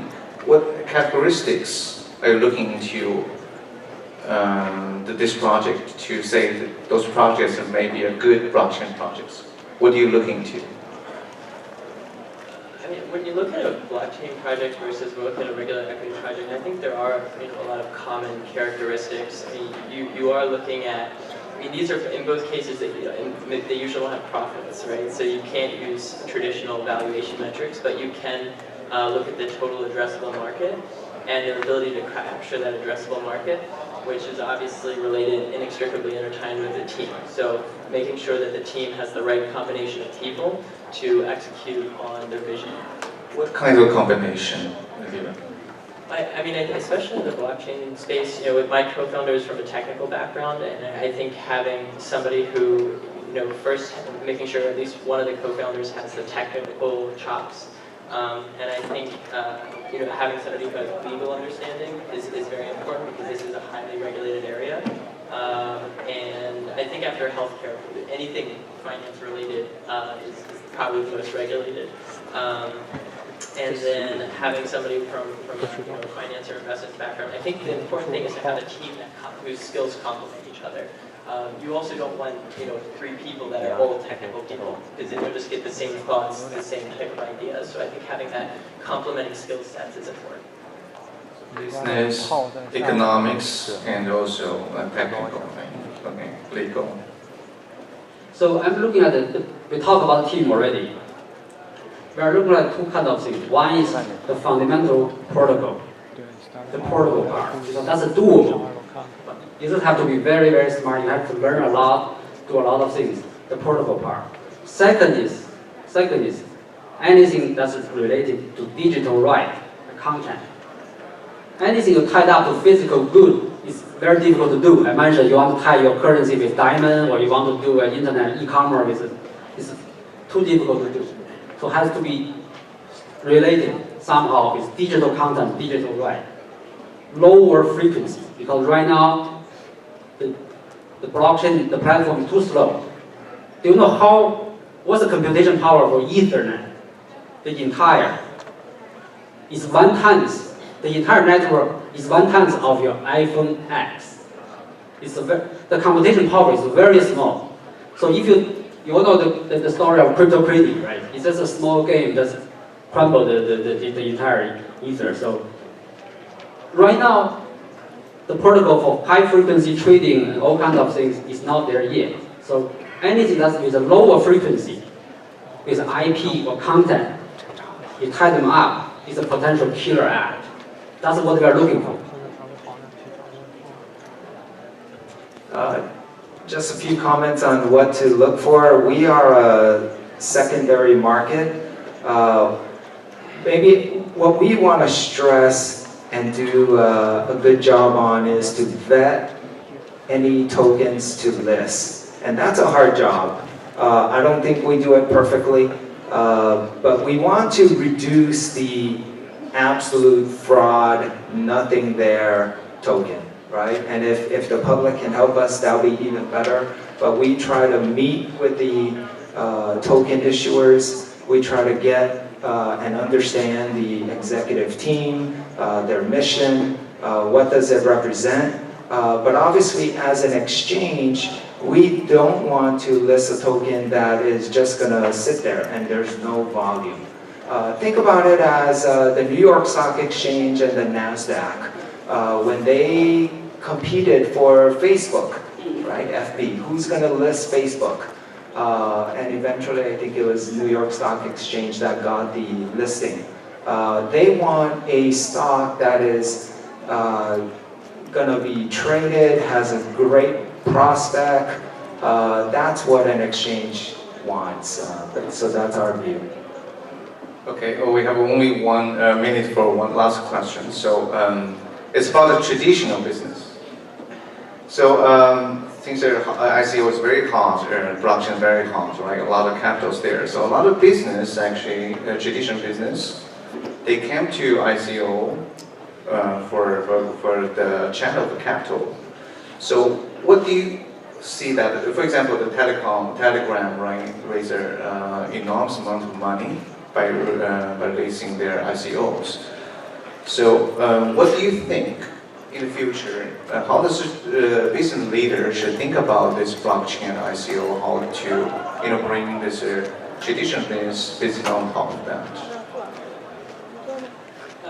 I think at the moment, some people do view it simply as an easy funding route. So people who can't get financing in fiat are going, are just going to try to raise these tokens. And I think the valuation for Telegram is over $5 billion, and they're raising, I think, $1 billion, if I remember correctly. So 1.7. What is it? 1.7? Okay. So I mean that's a huge amount of money for a company at its current stage. So I think that you do need to take a step back and say, do we, does this funding, as an investor, does this funding make sense? Do we need it? And I think from the company's perspective, it's great to have it, but you also have to say, what am I going to do with all this money? Do I need it? At the same time, I do think that tokens have great potential, and in some ways, I like to call it crowdfunding 2.0, because there's a potential for a lot of the users to become, in effect, more invested in the project, right? You have a financial interest. You're not only the user of my platform, you have a financial incentive in place. And so you can potentially jumpstart or put your networking in hyperdrive, because you now have potentially more active user base because they have that financial incentive. So I think there are the potential. In the case of Telegram, it's obviously a social networking app. So there are instances where embedding a token makes sense to get a more active user base. So I think there is a valid case there, but at the same time, I would warn investors and say, if this were not a token sale, would I still be interested in investing in it? I think Kate also has an ICO coming, right? To keep another social media. Yeah, so we believe it has to be a separate team. The traditional company may end up working with other people better. If any technology can allow you to do things more efficient, right? Like 4 years ago, you all know we invest in Definity. Actually, we also invest in another company called School Chain, and they basically using blockchain technology to speed up the entire process of international trade. All the the money transfer, they're using blockchain to tie up all the entire procedure, the procurement.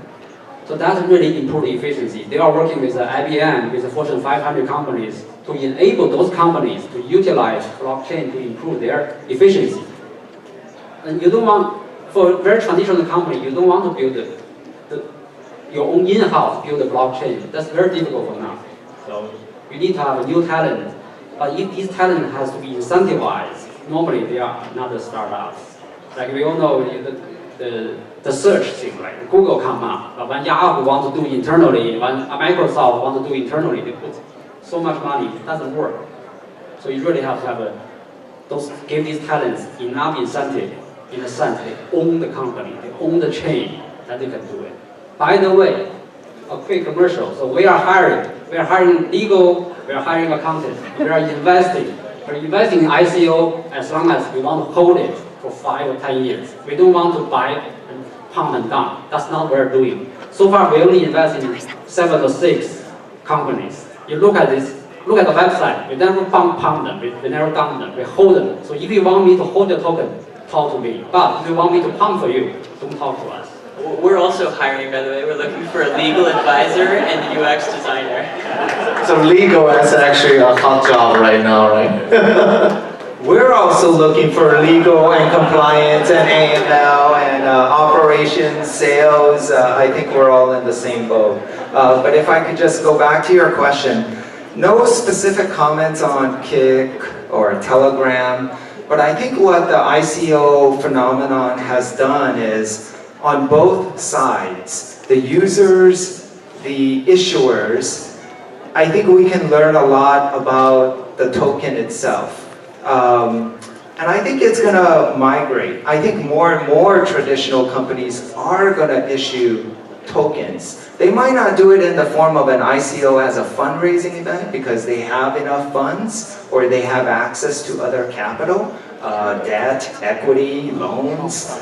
But I think we will see more traditional companies. Just one from a user perspective, how many of you guys have many different type of airline miles, right? United miles, Delta miles, and I do, but I don't have much in many, and I don't even know how much I have. I wish that it was just a token, and I could give it away, sell it, you know, not to make money, but just to know. And how, you know, when United was, I guess they did go bankrupt, but before they went bankrupt, all the users were paranoid, right? What am I going to do with my miles? They're going to be worthless.